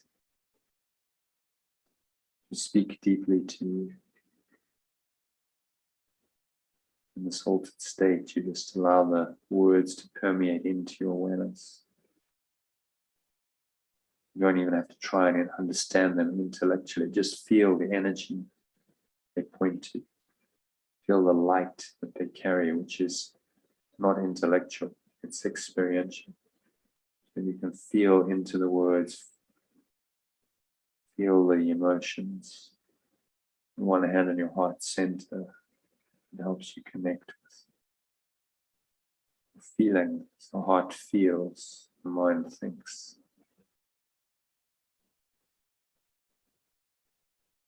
Feel the energy of these words, which are divine transmission from Jesus, the Holy Spirit, into your mind. As you keep watching your breath, keep your mind very still, calm, empty, open, but aware. The world, as it says, the world as you perceive it cannot have been created by the Father.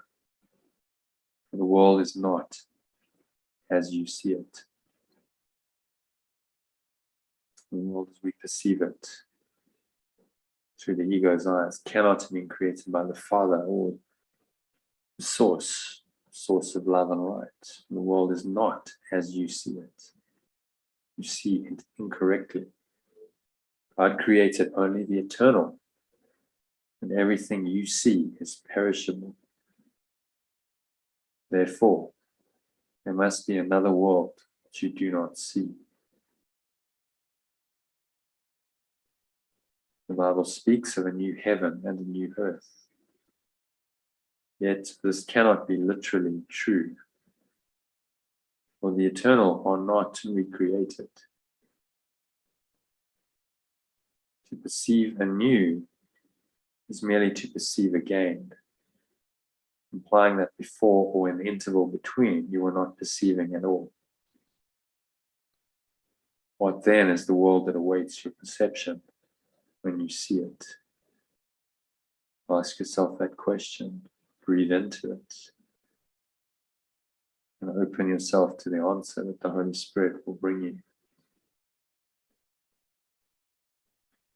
Every loving thought, says the Spirit, that the Son of God, which is you, the extension of love is another way of saying that.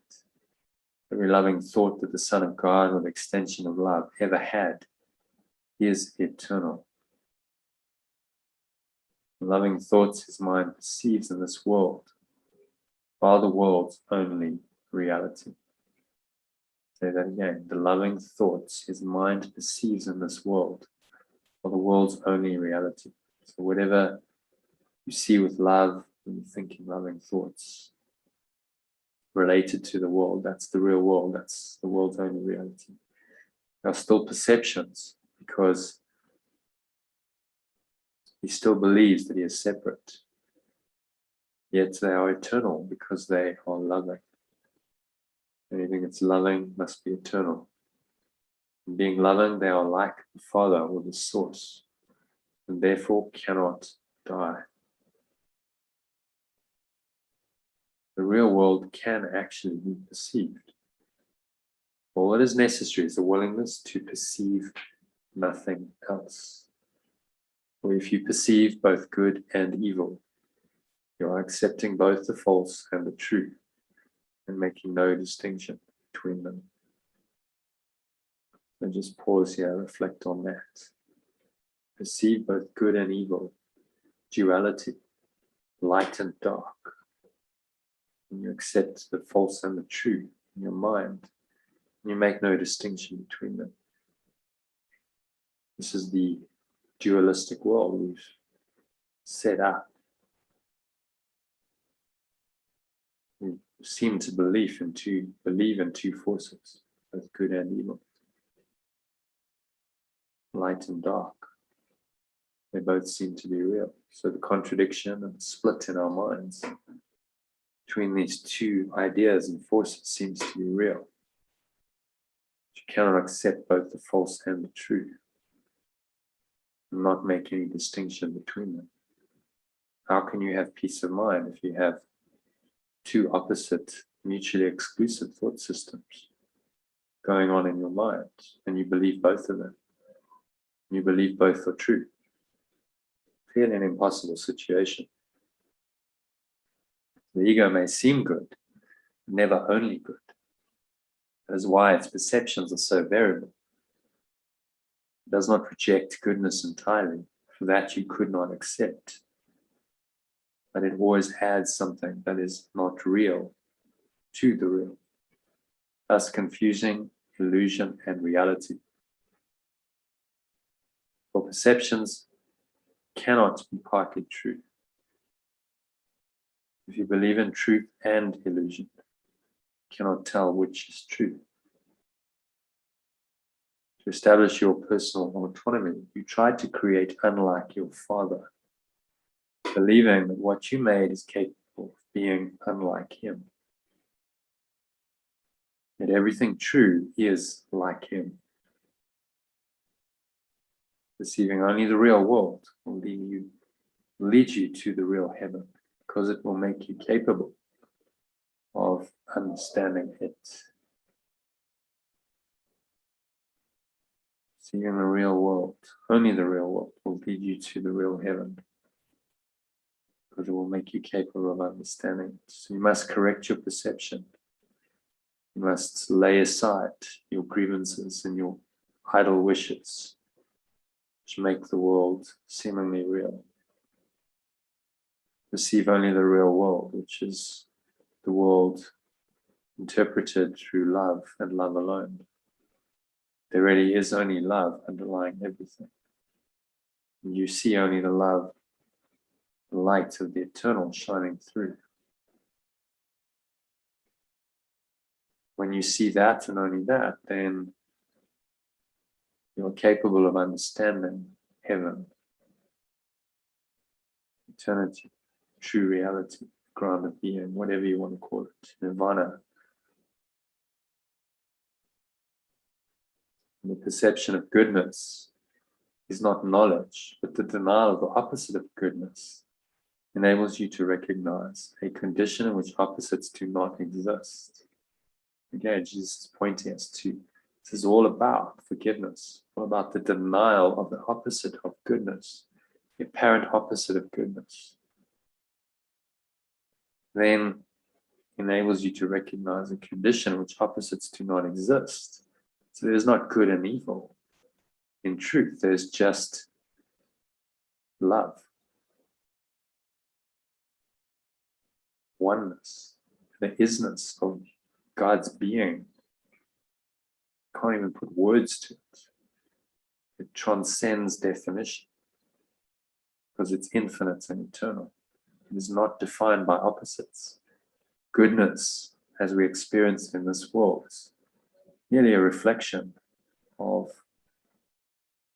a state of non-dual perfection. You cannot really call knowledge goodness.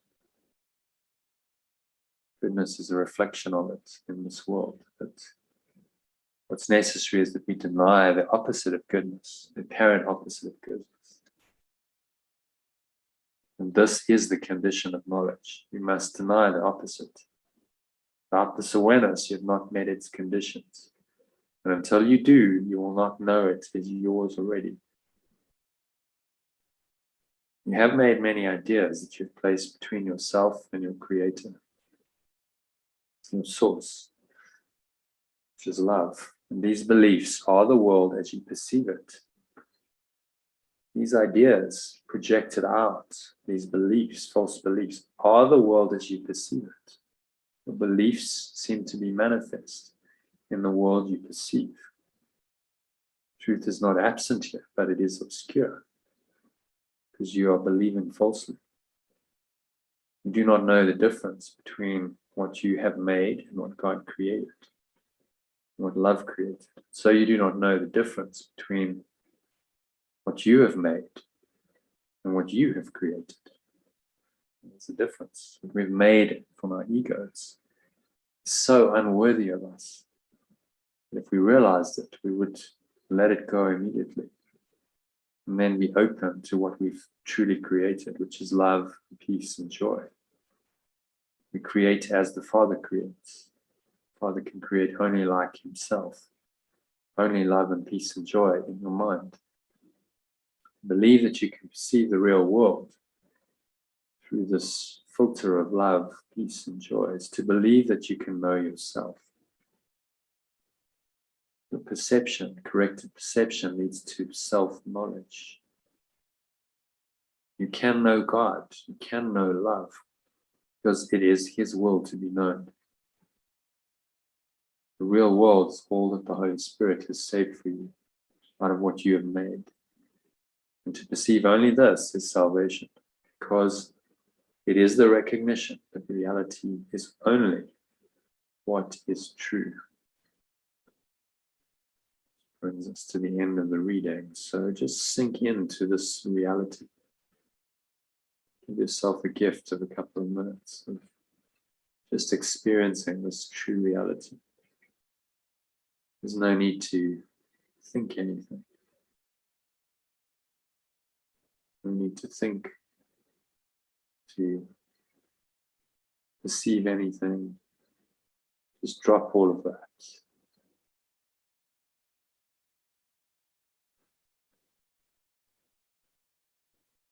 Allow yourself to experience this true reality, kingdom of heaven, as Jesus called it. Nirvana, the Buddha called it. It's the same reality. Beyond time and space, beyond all form, beyond the idle wishes and the grievances of the ego. Feel yourself being lifted up into this transcendent reality.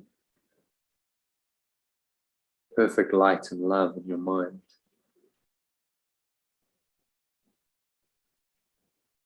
No darkness.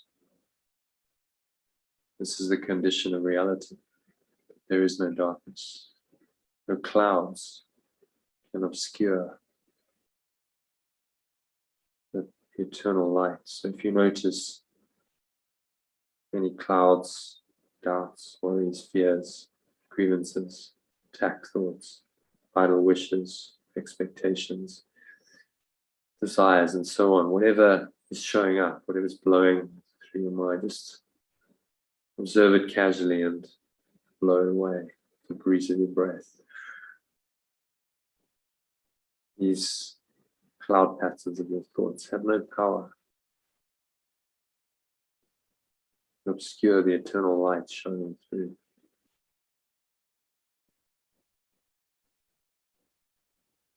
So it is said and so it is done. So sink into this experience of true reality. Only light, only love. The next couple of minutes of deep silence.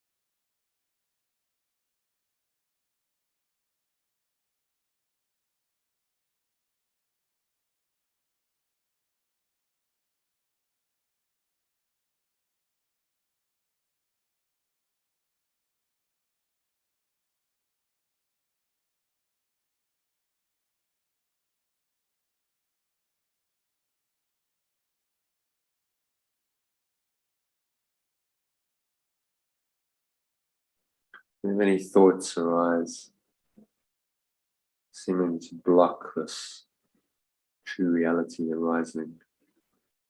Your grievances, attack thoughts, resentment, any idle wish, expectation. Just observe it and dismiss it with the breeze of your breath. Blow it away. It's just a cloud pattern.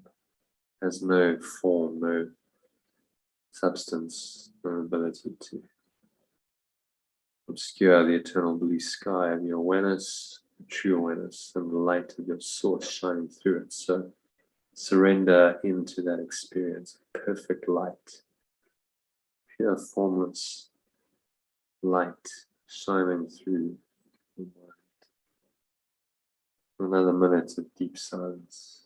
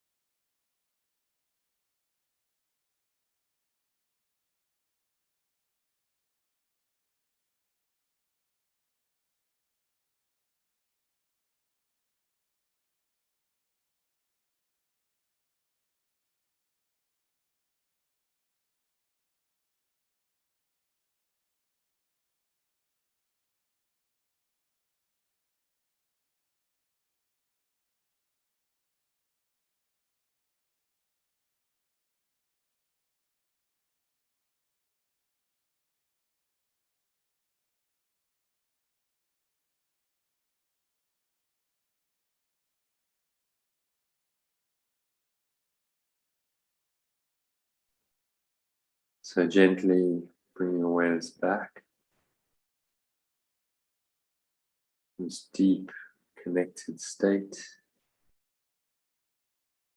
And awareness comes back into your body, into the breath, senses, and the world. And on the count of 3, you're going to open your eyes. So 1, just breathing in, notice the stomach rising, chest rising, clenching the sphincter muscle, locking the energy in. And this warm wave of energy rising up the spine, to your heart center, to the crown of your head. Pausing at the top of the inhale. Smile. And scan your mind for any idle wishes, expectations, desires, cravings, attachments, and any grievances, resentment, anger, frustration, irritation, all signs of grievances, any resistance. Notice anything still there and just blow it away. It's the breeze of your breath. Imagine these idle wishes and grievances are like dark clouds being blown away into the nothingness they really are. Notice the air flowing out of your mouth, the sighing sound, the energy you raised up into the crown, your head subsiding back down the front channel of your body, the wave just subsiding back into the ocean, sighing it all out, coming to rest in your lower stomach,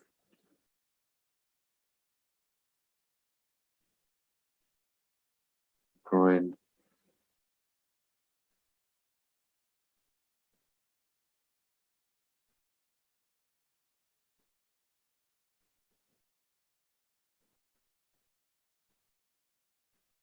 and the weight of your body on the count of 2, pressing down into the chair, your feet touching the ground,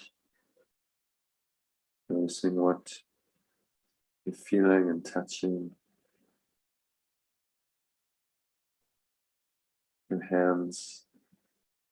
Notice any subtle flow of air on your skin.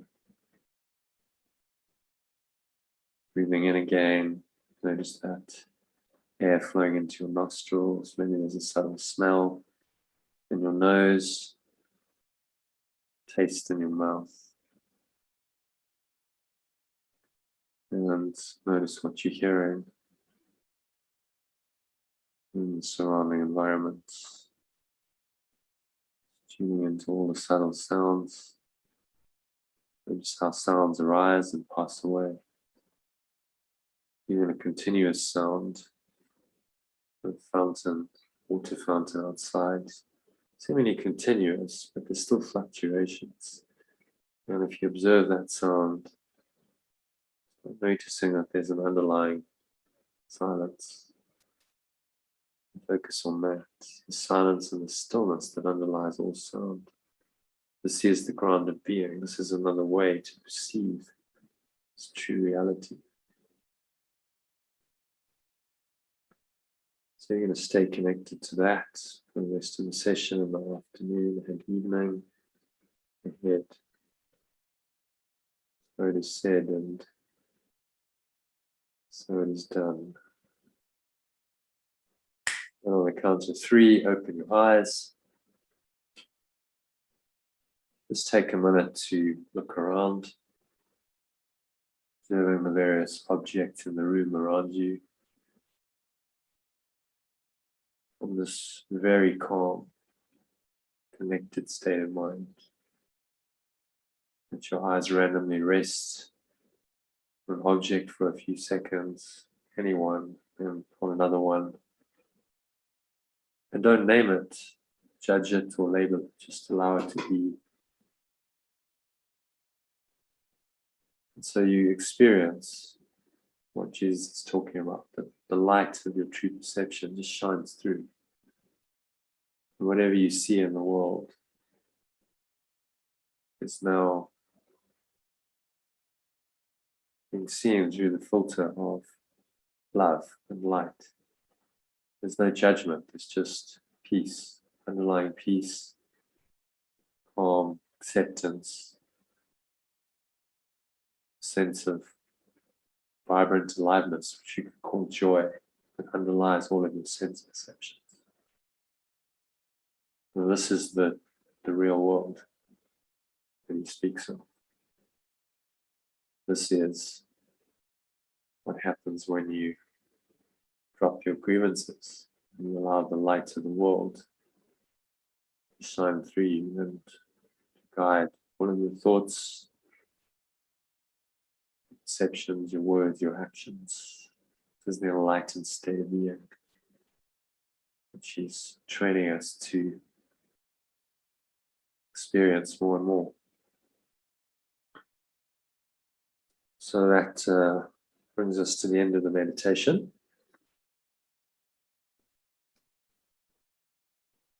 So we'll continue on. There's just a little bit of reading to do.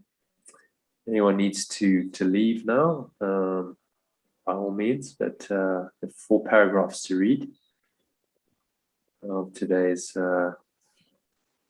section of the text, which I have already read to you in the meditation, but it's always good to read it and unpack it. And it's just another deeper way of understanding.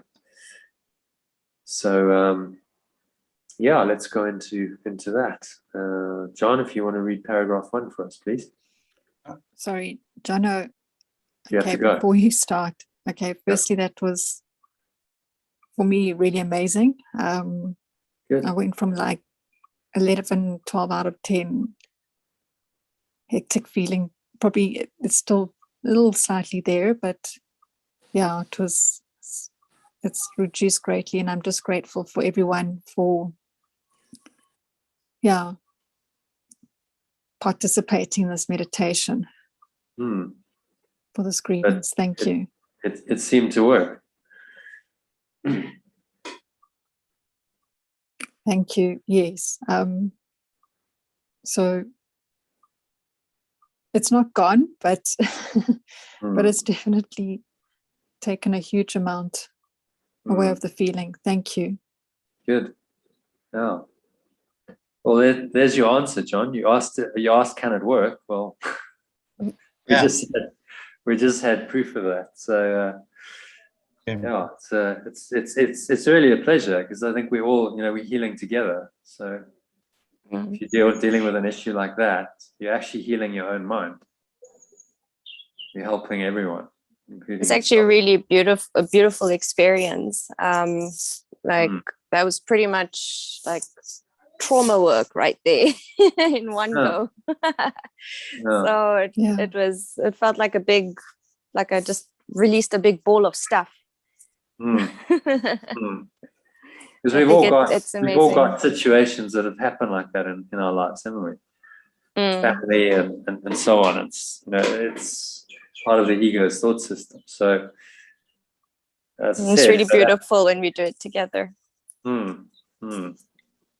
So thank you very much for that from my part. Also, I was very grateful. Yeah. Well, so thank you for bringing it up, Kim, and then John for suggesting it. So yeah. Thank you, John, as well. And I just sent that as a recording, Kim, to the group. Just that meditation. So you have it. Thank you. Listen to it again if it really helps. Anytime you're really struggling, but if it comes back, which it may do, the grievances don't. As you know, it's an ongoing, it's a dance. Yeah, I mean, I'm still in it, but yeah, no, it's really helpful because today's been intense. Yeah, thank you. It's just dissipated a lot of that charge.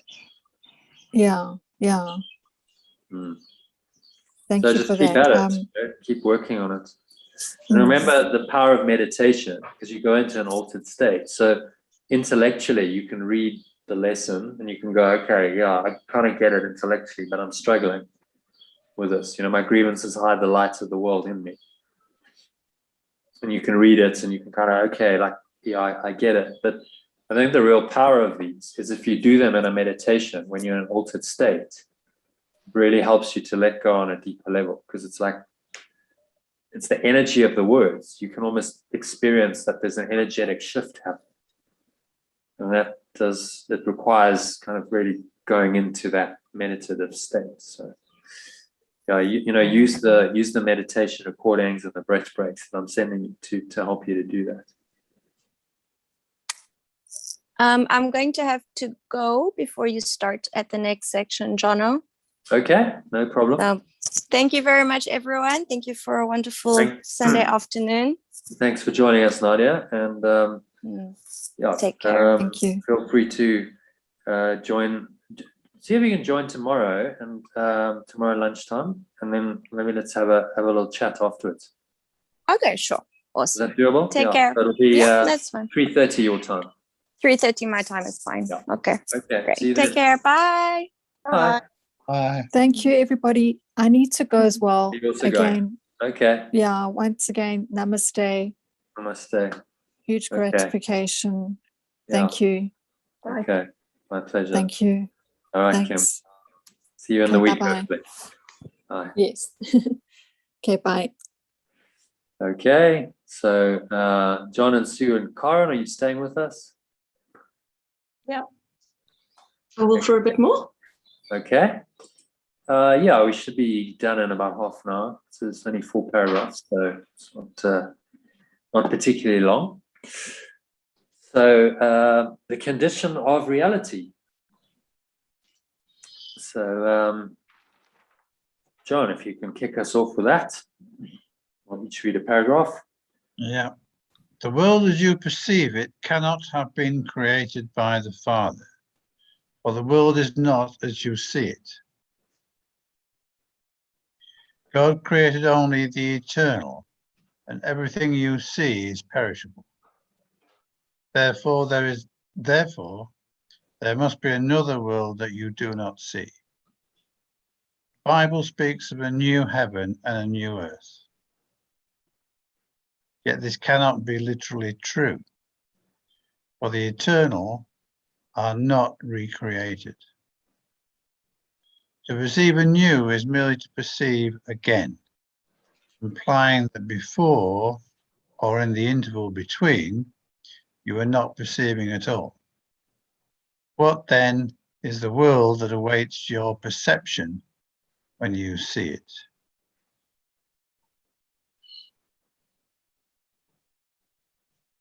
Okay. Anything stand out for you there? I think it's the first two sentences actually. The world as you perceive it cannot have been created by the Father, or the world is not as you see it. So I completely get that the world we see is a huge part of it is well, the whole of it is as created by the ego, because it's God created only the eternal, and everything you see is perishable. So even the beauty and the landscape is perishable. Even wildlife is perishable. All of it. Anything in form, the entire Earth, at some point, it's not going to exist.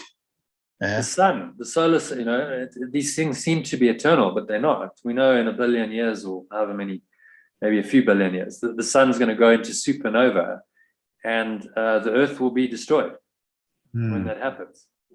So it's all temporary, although it seems to have some kind of eternal nature, because we get up and, well, there seems to be, it's constant. The sun rises, the sun sets. There's some kind of permanence, but actually it's not. It's not permanent. Nothing here is permanent. Nothing here is eternal. And then we see on a in the world of form, in nature, things come and go all the time. Seasons come and go. Things are changing all the time. Everything perishes. Even a tree that could live thousands of years, eventually that tree's going to die. What's 1,000 years in the whole of time? It's nothing. So everything, our lives are so fleeting. We think, oh, we've got 80, 90 years here, but that's just it's over in a moment. It's so fleeting.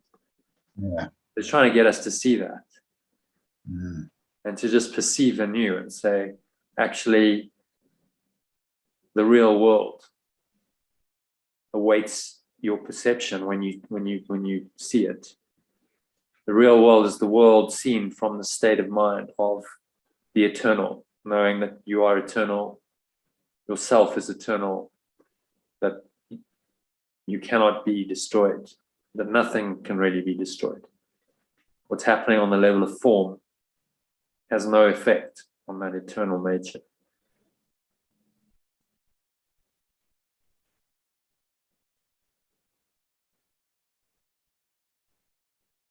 Perceive anew is merely to perceive again, implying that before and interval between you were not perceiving at all.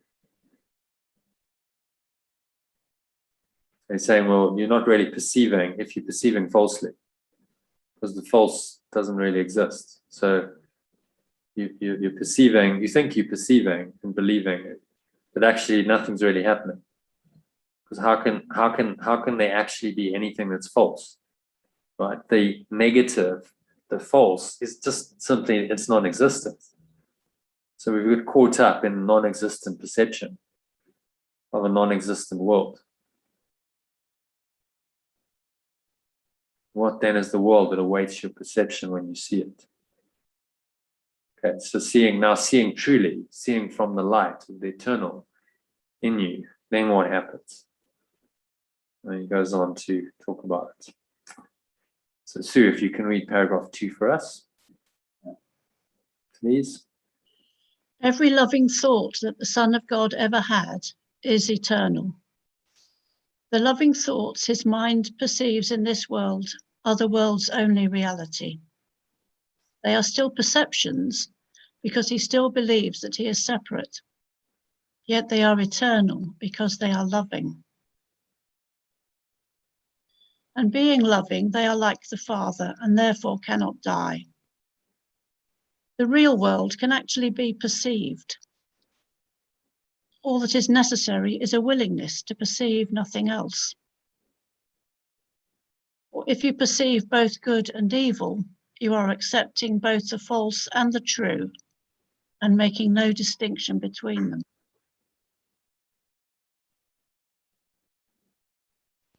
So I like sentences 6 and 7. The real world can actually be perceived.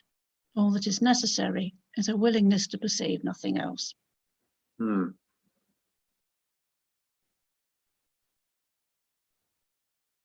Willingness to perceive nothing else.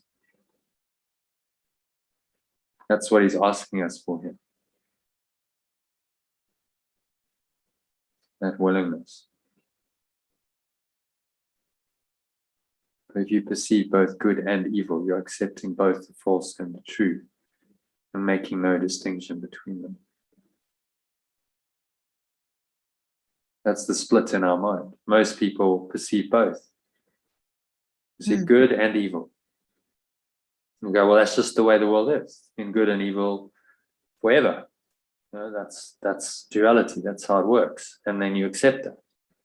You're saying you're accepting both the false and the true, making no distinction between them. So you must see that the one is true and the one is not.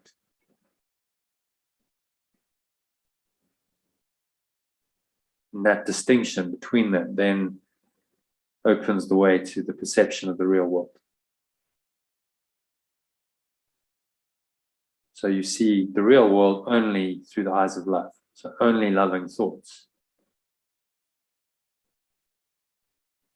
What a wonderful, peaceful, happy that is. Yeah. But you must let go of the belief in evil, which is the forgiveness or the letting go. Because that keeps rearing its ugly head, doesn't it?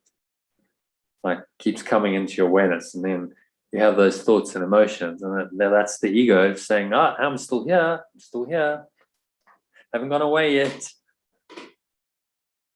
But it's all perceptual. It's been triggered by stuff in the external world normally, isn't it? It arises. So then you have the choice. Okay, do I believe this or not? Do I accept this and allow these thoughts and emotions to continue, or can I let them go? And when I let them go, I'm saying I don't believe in evil. I believe only in love, which is actually beyond good and evil. Good and evil are dualistic, whereas love is non-dual. Love just is.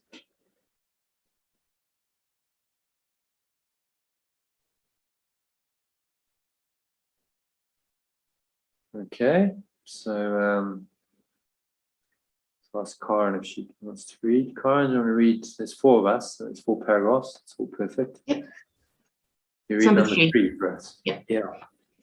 The ego may see some good, but never only good. That is why its perceptions are so variable. It does not reject goodness entirely, for that you could not accept. But it always adds something that is not real to the real, thus confusing illusion and reality. For perceptions cannot be partly true. If you believe in truth and illusion, you cannot tell which is true. To establish your personal autonomy, you tried to create and like your father, believing that what you made is capable of being unlike him. Yet everything true is like him. Perceiving only the real world will lead you to the real heaven, because it will make you capable of understanding it. Okay. Anything stand out for you there? I think the first sentence and the last sentence. You may see some good, but never only good. Yes. Yeah, that's true. Because the ego couldn't accept, well, there's no good. Because that's just too dark. So it's like, may see some good. Oh, there's some good in the world. So I'll focus on that. And often that's idle wishes. Oh, that's good. So I'll pursue that. But never only good. There's always this underside. And you keep vacillating between these perceptions, as he says. That's why its perceptions are so variable. Not reject goodness entirely, for that you could not accept. It always adds something that is not real to the real, thus confusing illusion and reality. So notice just how that happens. Instead of seeing something purely as love, you now have a desire. Something, you have an idle wish. Oh, I want that. And now it's added something. And then we get confused because we're like, oh, but I thought I was, in truth, Nadi was talking about it, singing. Thought that was, that's all good. That's all being directed by the Holy Spirit. But then it comes in and it tries to twist it and adds that dimension of personal attachment, personal identification with the role and the identity that gives you, and then attachment, and then the grievance, the idle wish, and then the grievance, and so on. So it can never see only good. So you gotta be vigilant. And then the last one, also stood out for me. Perceiving only the real world will lead you to the real heaven, because it will make you capable of understanding it. They're saying that perception of this world through the eyes of love, that's the real world, will lead us to the real heaven. We must start with correcting our perception, because we won't be capable of understanding heaven until we correct our perception. Which is why this whole course is focused, pretty much the whole course.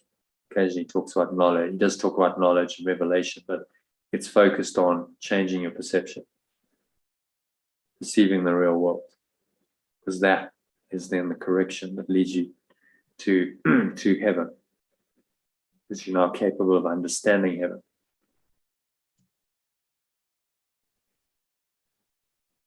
And that's what we're doing with all these lessons and all the reading. It's just to correct your perception. Okay, so any questions on paragraph 3 or any other comments? So I think what you're saying there, Jono, is that by correcting our perception, we open ourselves to see the beauty of God in its entirety. And because you have this image in the background of we can't bear to look upon God.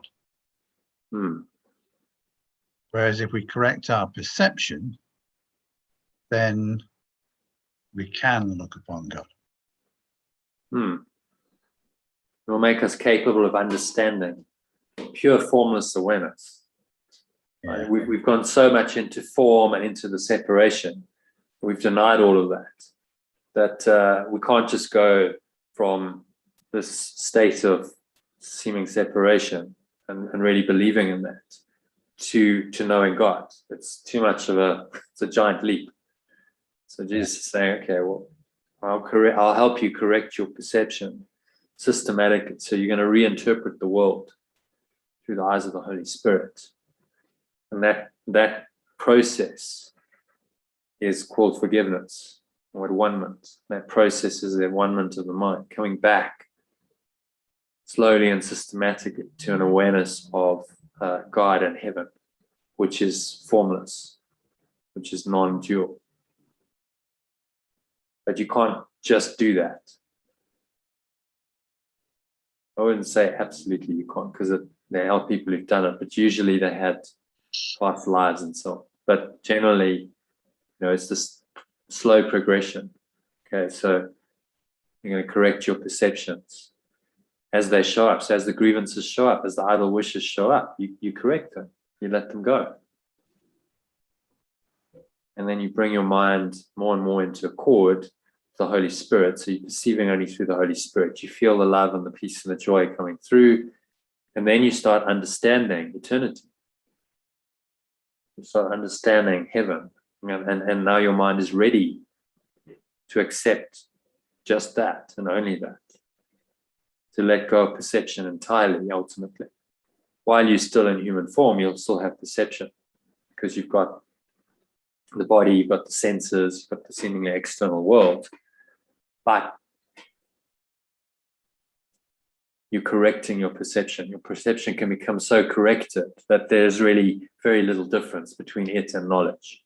Just the light shining through, and really none of the forms disturb you. That's the enlightened state of mind that Jesus is training us to achieve. So he's giving us the way out. He's giving us the roadmap out of the illusion back to truth, saying this is how you do it, through correcting your perception, through perceiving the real world. You will be led to the real heaven. So focus on the forgiveness. If you're doing that, the process leads to the outcome. You don't have to worry about the outcome. Or will I ever get to heaven? No, if I keep doing this, if I keep correcting my perception, the outcome's automatic. It will happen. Yeah, So it's pretty simple. Yeah, just saying there's one thing you've got to do. Just keep correcting your perception. Sorry, do you have a question? No, I just really like that. I just really like that. It kind of just encapsulates that whole story about we wouldn't be able to look upon God if he were able to reveal, if he revealed himself, we wouldn't be able to look upon him because we couldn't bear it. And because we couldn't bear it because of whatever guilt or grievance we're still carrying. So if we can let those grievances go, then we could bear it. And we're terrified of God. That's what Jesus is saying. We set up God as some kind of enemy. The ego, it's the ego's enemy, and we're terrified of pure formless awareness. Because if we go into that, we think we're not going to exist anymore. To the ego, it perceives that as death. But actually, it's eternal life. Yeah. So we've got to correct our misperception systematically so that we're ready for that revelation experience, so that we can accept that transcendent formless awareness fully into our minds. And we're not resisting it. If you fear it, well, how can you look upon it? Yeah.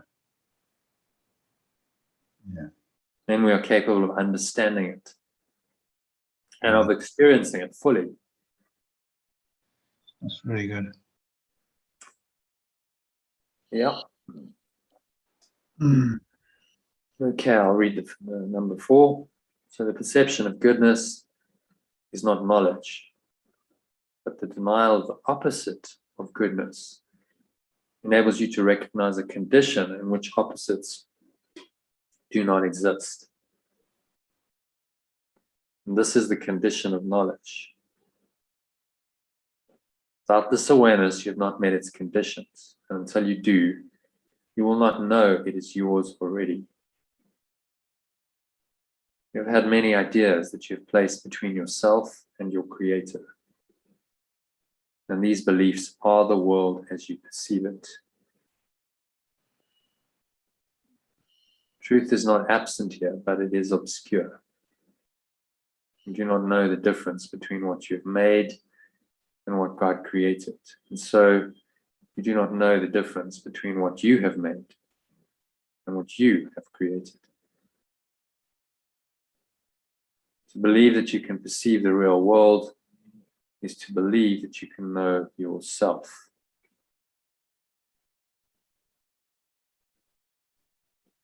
You can know God because it is His will to be known. The real world is all that the Holy Spirit has saved for you out of what you have made. And to perceive only this is salvation. This is the recognition that reality is only what is true.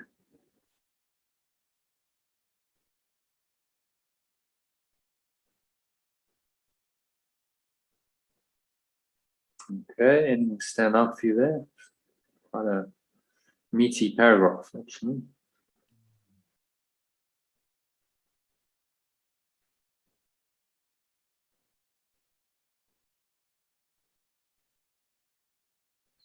I am struggling with the first sentence, actually.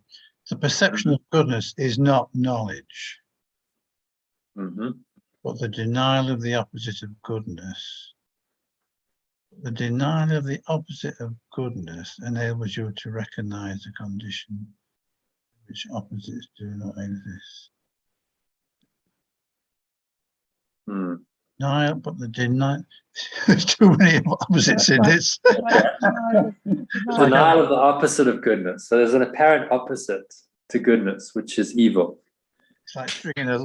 So we must deny that opposite. We must deny the denial of truth, as he phrases it in another part of the course. Deny the denial of truth. Yeah. That enables us to recognize the condition, recognize, so rethink, really. Cogno means to think. So rethink to a condition in which opposites do not exist. Okay. So again, remember this whole teaching is about letting go, cutting away, rather than trying to become something. You know? Yeah. So instead of going, like what a lot of people do is, we'll focus only on the good. This is the personal growth movement, for instance. Focus on the good. What's the good stuff in life? Or you could have more money, you could have better relationship, etc. And then you go down that track and you try and just focus on the good, right? That's all good, so I'm just going to focus on that. But you haven't denied the opposite of goodness. Correct. Yeah. So now that's always lurking there, right? And that actually sets you up in. So it's a bait and switch by the ego. It's like, right, I'll bait you with the desires, all the good stuff, and then once you're really nicely attached and you're going after those, all these expectations, now I'll deny those expectations and I'll create grievances. And so now there's that the dark and the light. Now the opposite of goodness, the grievances, the evil, seems to show up all the time. Because you're playing the game of duality still. You're playing the game of good and evil. Oh, that's good, I'll go after that. That's evil, I don't want that. So now you're in craving and aversion. Total duality. And as long as you continue in that thought system, then good and evil will seem to be real for you. Yeah. It's saying the perception of goodness is not knowledge. Interesting. Yeah. So even if you perceive good, but not only good, that's not knowledge. No, it's not. It's not the perception of for me. It's the perception of goodness is not knowledge in itself. Well, knowledge is total. You see, knowledge is complete. So goodness is still part of the dualistic idea. Good and evil. You think of good, what do you think of immediately? Evil. The mind goes good, evil. There's the opposite. Yeah. So goodness is a reflection of knowledge, of a condition where opposites do not exist. It's the reflection of that absolute transcendent reality in this world. But the real world is when you perceive only that. There's only that reflection coming through. There's only love coming through, and the opposite of goodness simply does not exist.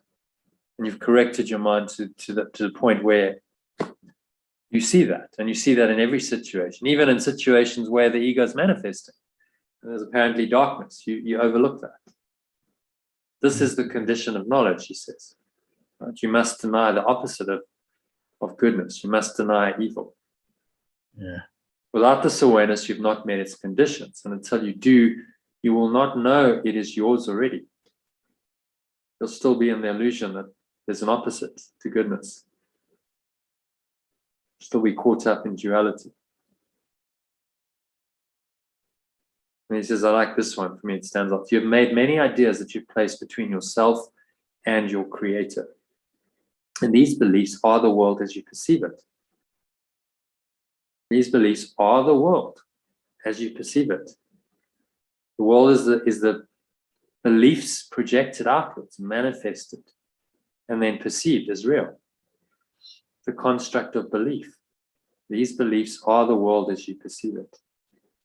The blocks, the ideas that you've placed between yourself and your creator, the blocks to the awareness of love's presence, he calls them in the introduction. Those are the beliefs that then get projected out into the world, seemingly made real in form, and then perceived as the world. It's now the block to the awareness of love's presence. But the block is internal. The block is in the ideas and in the beliefs that we believe in. You see? And then the world just entrenches those. And our perceptions get entrenched with those beliefs. You understand? I mean, it's cunning. It's really ingenious. Yes. It's done. Projection. You've got the false belief. You project it out.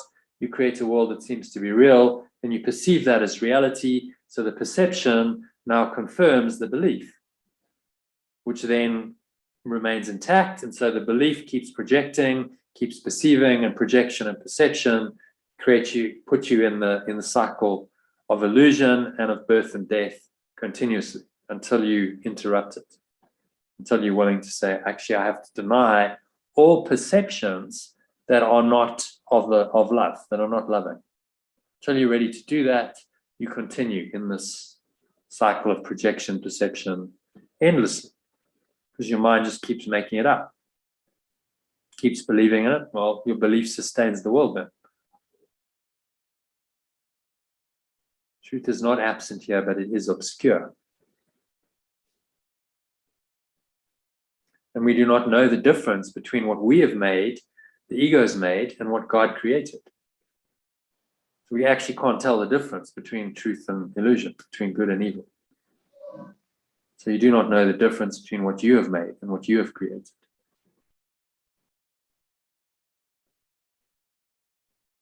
To believe that you can perceive the real world, so you can perceive only love, is to believe that you can know yourself, because only love can perceive lovingly.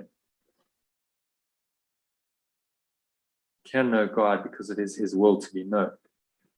The real world is all that the Holy Spirit has saved for you out of what you've made. And to perceive only this is salvation. Because it is the recognition that reality is only what is true. You understand what he means by the real world? Well, that's the world created by God. No, not quite. The pure world. It's the reinterpretation of this world. The reinterpretation of the ego's world, false world, through the eyes of the Holy Spirit is the real world. Okay. So the world of form is not ultimately real, but you perceive it lovingly, perceive it in this non-dual way where you've denied the opposite of goodness. You've denied evil, and you see only good, you see only the love shining through. That's the real world. That's the world reinterpreted. Yeah. Through the Holy Spirit. So God didn't create the world of form, but God, through the Holy Spirit in your mind, reinterprets the world so that you now see it truly. You see only love, when before your mind was very split, and you saw love and hate, love, good and evil. So to perceive only this is salvation. See only the real world. If you're seeing only love, then you must be only love. Right? That's your salvation. It returns you to an awareness of your true self. That's your salvation, because it's the recognition that reality is only what is true. So if only love is true, then I can only perceive lovingly. And there's nothing else. Everything else is false and can simply be denied. Once I've looked upon it, so the grievances, you must acknowledge them because they're the blocks to the awareness of your sight. You acknowledge them, but then you say, these are not true. This is untrue. Part of the untrue belief system. It's part of the misperception of evil. I can let this go, and I can allow the light simply to come through, shine through me, and see only love.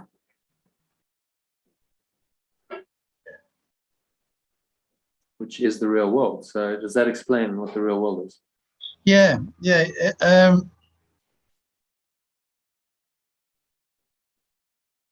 a bit of noise. I don't. There's got a bit of noise going on in the background here.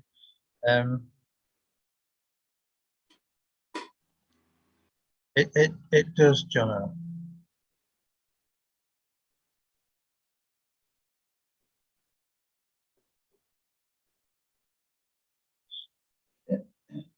Interestingly, what's been going through my mind of late is there was this incident at my daughter's wedding when my ex kind of tried to throw out a couple of insults. Or did throw out. I remember you mentioned it at the time. Yeah, and we kind of let that go, but I was still in the back of my mind seeing her as negative and a bad influence and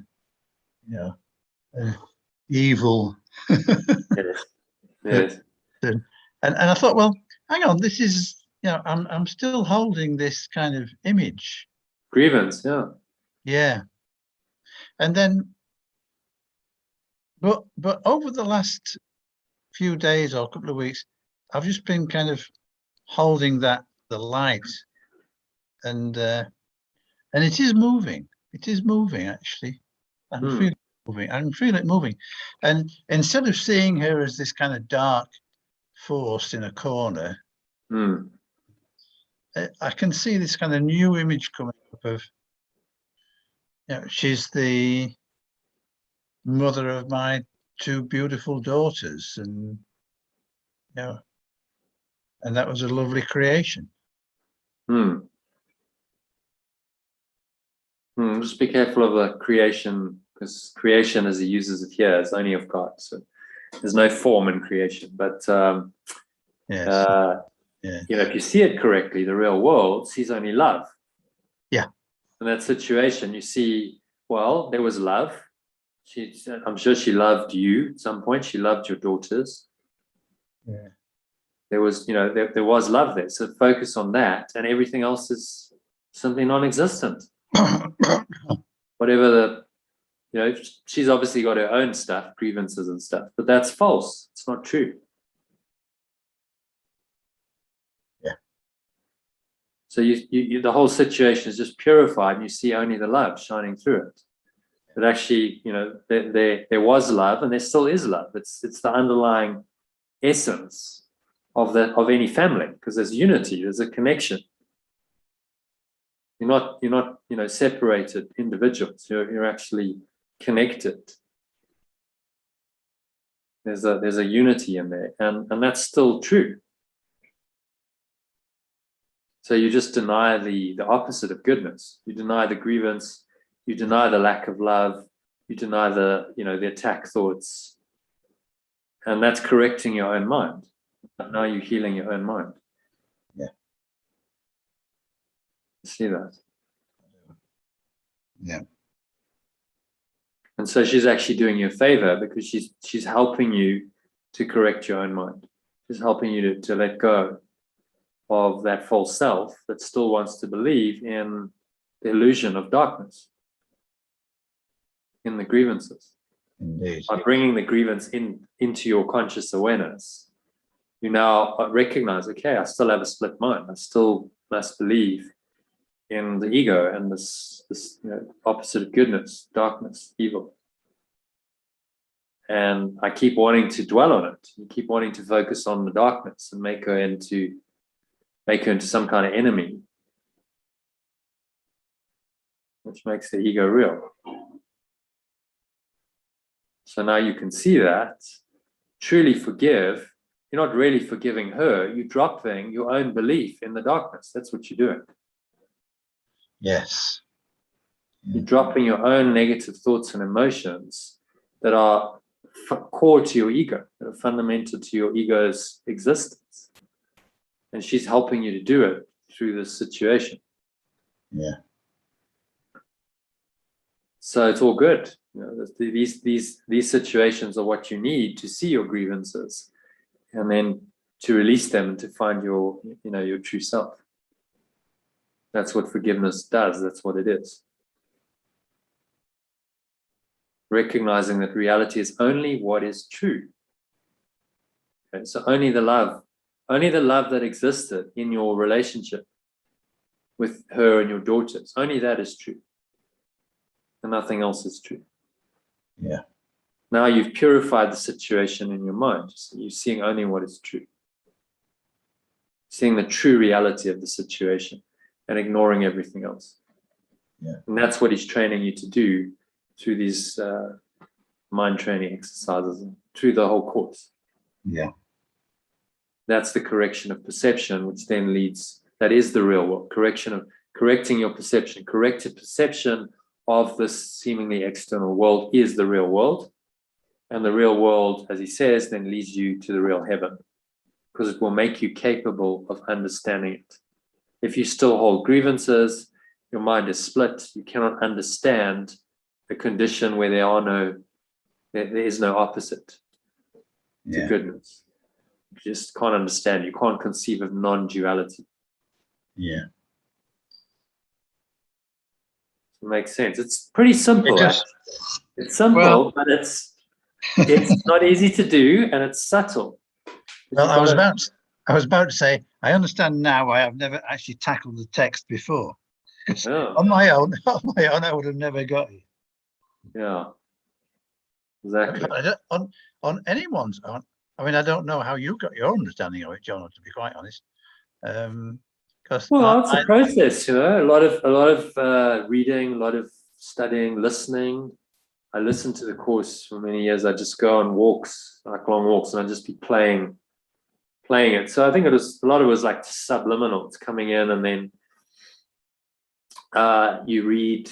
I used to like listening to people like David Hoffmeister, and then in the teaching, honestly, I think in the last 2 or 3 years, 3 years since I've been teaching this, much more kind of intensely. In the teaching, I'm learning, like the stuff just comes. I don't know, just like I'm looking at it, and it flows through you, and you're like, yeah, that just makes so much sense. You can start to see that it's one holistic thought system that's completely logical that you're teaching. That's the Holy Spirit's thought system, and it all makes sense, and it all fits together, and you start to see how it's just one interlocking picture, and he's just giving you the various aspects of because our minds are so blocked. He's giving us so many different angles and ways of looking at it in this text, but it's all the same thing. He's pointing to one thought system and one truth and one reality behind it, which is so simple.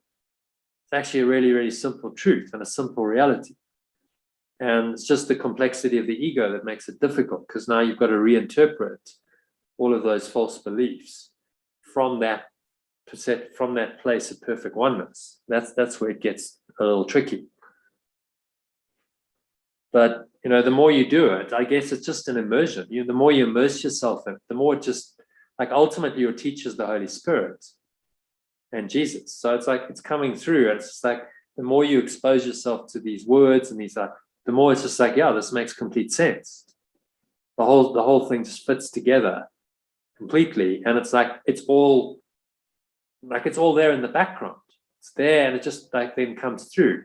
And then I can just reference another part of the course that comes up, and I guess that's just what happens when you immerse yourself in something. You get a deep understanding and knowledge of it. Yeah. And then it's not like you need formal teaching anymore. It's like the Holy Spirit's your teacher. It's teaching you all the time. These words are that's why I think working directly with the course is honestly the best way. Like there's many other people they've written books on the course, and so that can be helpful. But ultimately, you're getting a direct transmission from Jesus or the Holy Spirit by reading these words. This is about as pure as it gets in terms of the Holy Spirit's voice in this world. So work with it directly, and maybe with some, like in this case, you're getting a bit of facilitation and guidance to help you. But the actual words, these words themselves, have a power and an energy that, say, won't come out in someone's interpretation of it if they write a book about it. and they're not quite as connected, you're not going to get the same depth, the same level of transmission. And honestly, no, I mean, I haven't ever read a book like this, because human beings can't write like this. It's too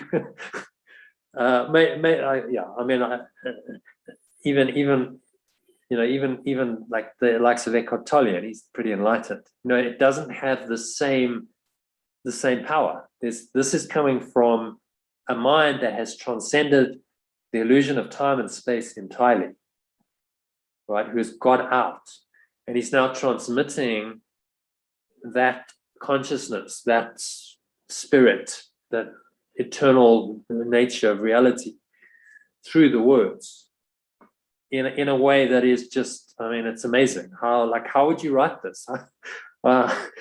Imagine sitting down and saying, okay, as a human being, I'm going to try and write A Course in Miracles. Yeah. Like, how would you do that? It's coming from another level. Fortunately, and unfortunately, we don't have to write it. It's been done. It's been given to us, and we just have to study it. It's all there. So you'll find, if you just immerse yourself in this, and it's probably a process for the rest of your life, just more and more understanding comes. You start to just get it more and more, because it's like those blocks in your mind start releasing, and you just start seeing much more, and you see just how clear and how simple this thought system that Jesus is proposing is, and how really nasty and just doesn't work. The ego's thought system doesn't work. You see very clearly this is never going to work.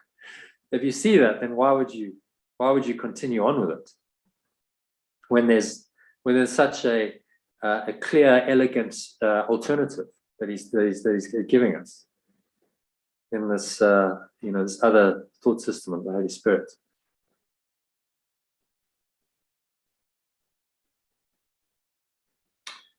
So, yeah. Any other comments or questions? No, I think that's been really good today.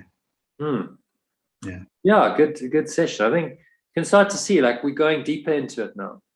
Yeah. And this is what it does. It's a course, and he progresses you. So from the start, the introduction, you're now starting to get into some of the meat of, like, these real deep, the dynamics of the ego, deeper understanding of what it is, how it works, and then the whole thought system starts to make much more sense, which I don't think you can get if you just do the workbook. No, you can't. Well, I guess your experience is evidence, because you did the workbook for 15 years. Yeah. Only, and then, like, suddenly now the text has come along, and it's like, oh, actually, I'm starting to just get this on a much deeper level. Yeah. Because the workbook doesn't go into this level of depth. Workbook is practice of the theory, and it's incredibly valuable. I mean, we just did that meditation based mainly on the workbooks. It's lovely, beautiful. It's about the actual practice of letting go, using these ideas, but the deep understanding of how this works, of the non-dual theory, is what's required to really apply the workbook lessons and forgive. And that's what the text is. So, he's given both, because both are necessary for the undoing. He wouldn't have written 670 pages if they weren't necessary. You can kind of smile there, because look at how you avoided it for 15 years. Yeah. Gotta laugh, because the ego doesn't want you to go there, does it? So anyway, all in good time. It's happening now, so yeah. Now is the time. Okay then. So I was actually going to do some breath work, but it doesn't really feel right now to tag it on to the last bit of the session, and everyone else has left. So yeah, we'll just park that for next week. I think we're done. It's a good session. Yeah, it's been really good. Time to end it. So should we just do a couple of minutes of just closing?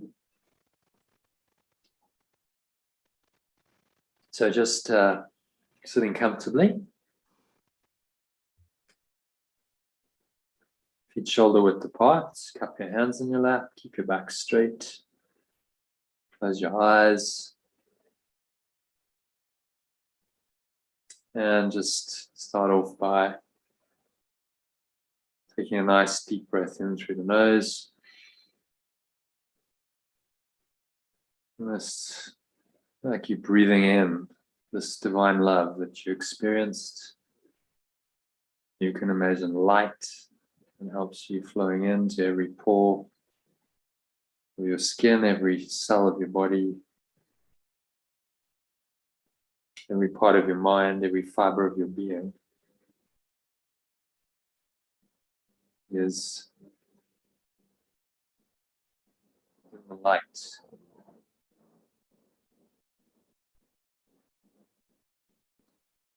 Feel the love in your heart.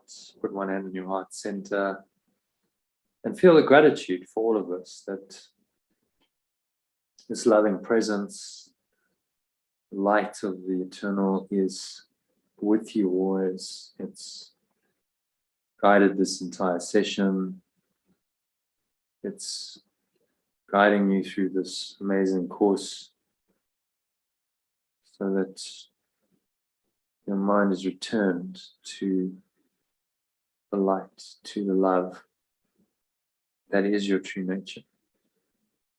And that process is happening, it's unfolding for you. You just have to be willing to keep listening to the guidance.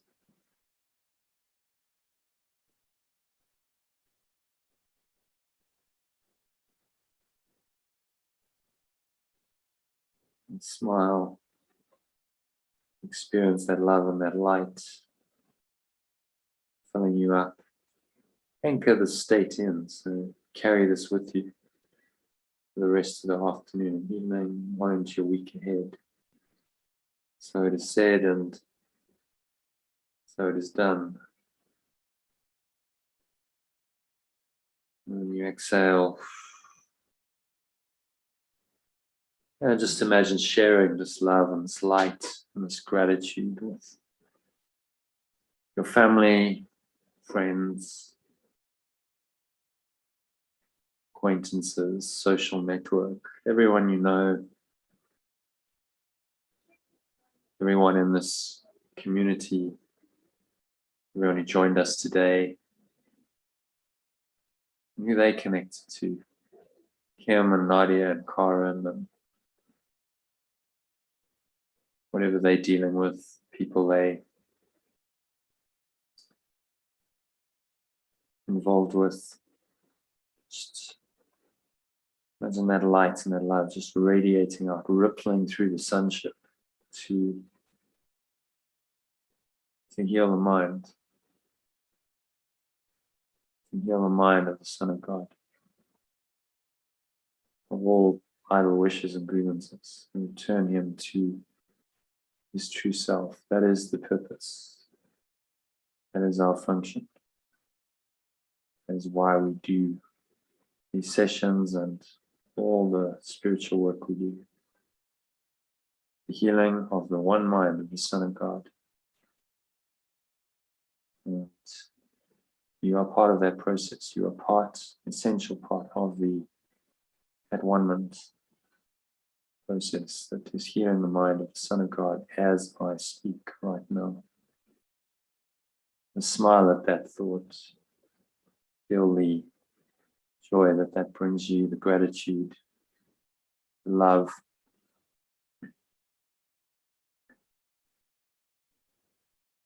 Anchor that state in for the rest of the afternoon and evening.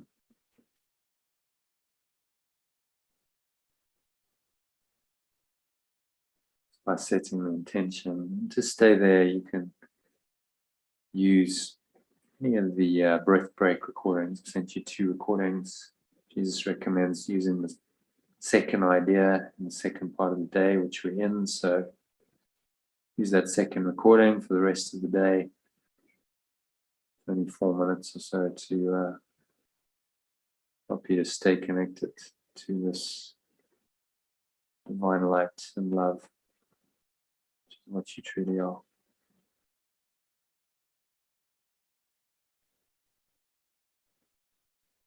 So it is said, and so it is done.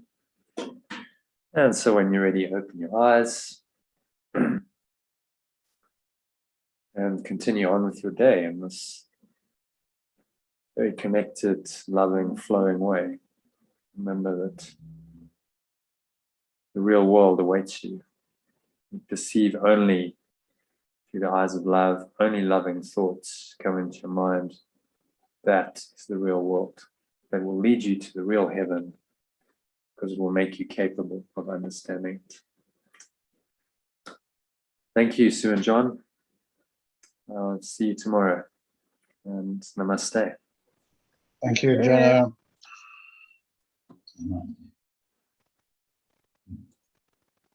See you tomorrow afternoon. See you tomorrow. Yes. Bye for now. Bye.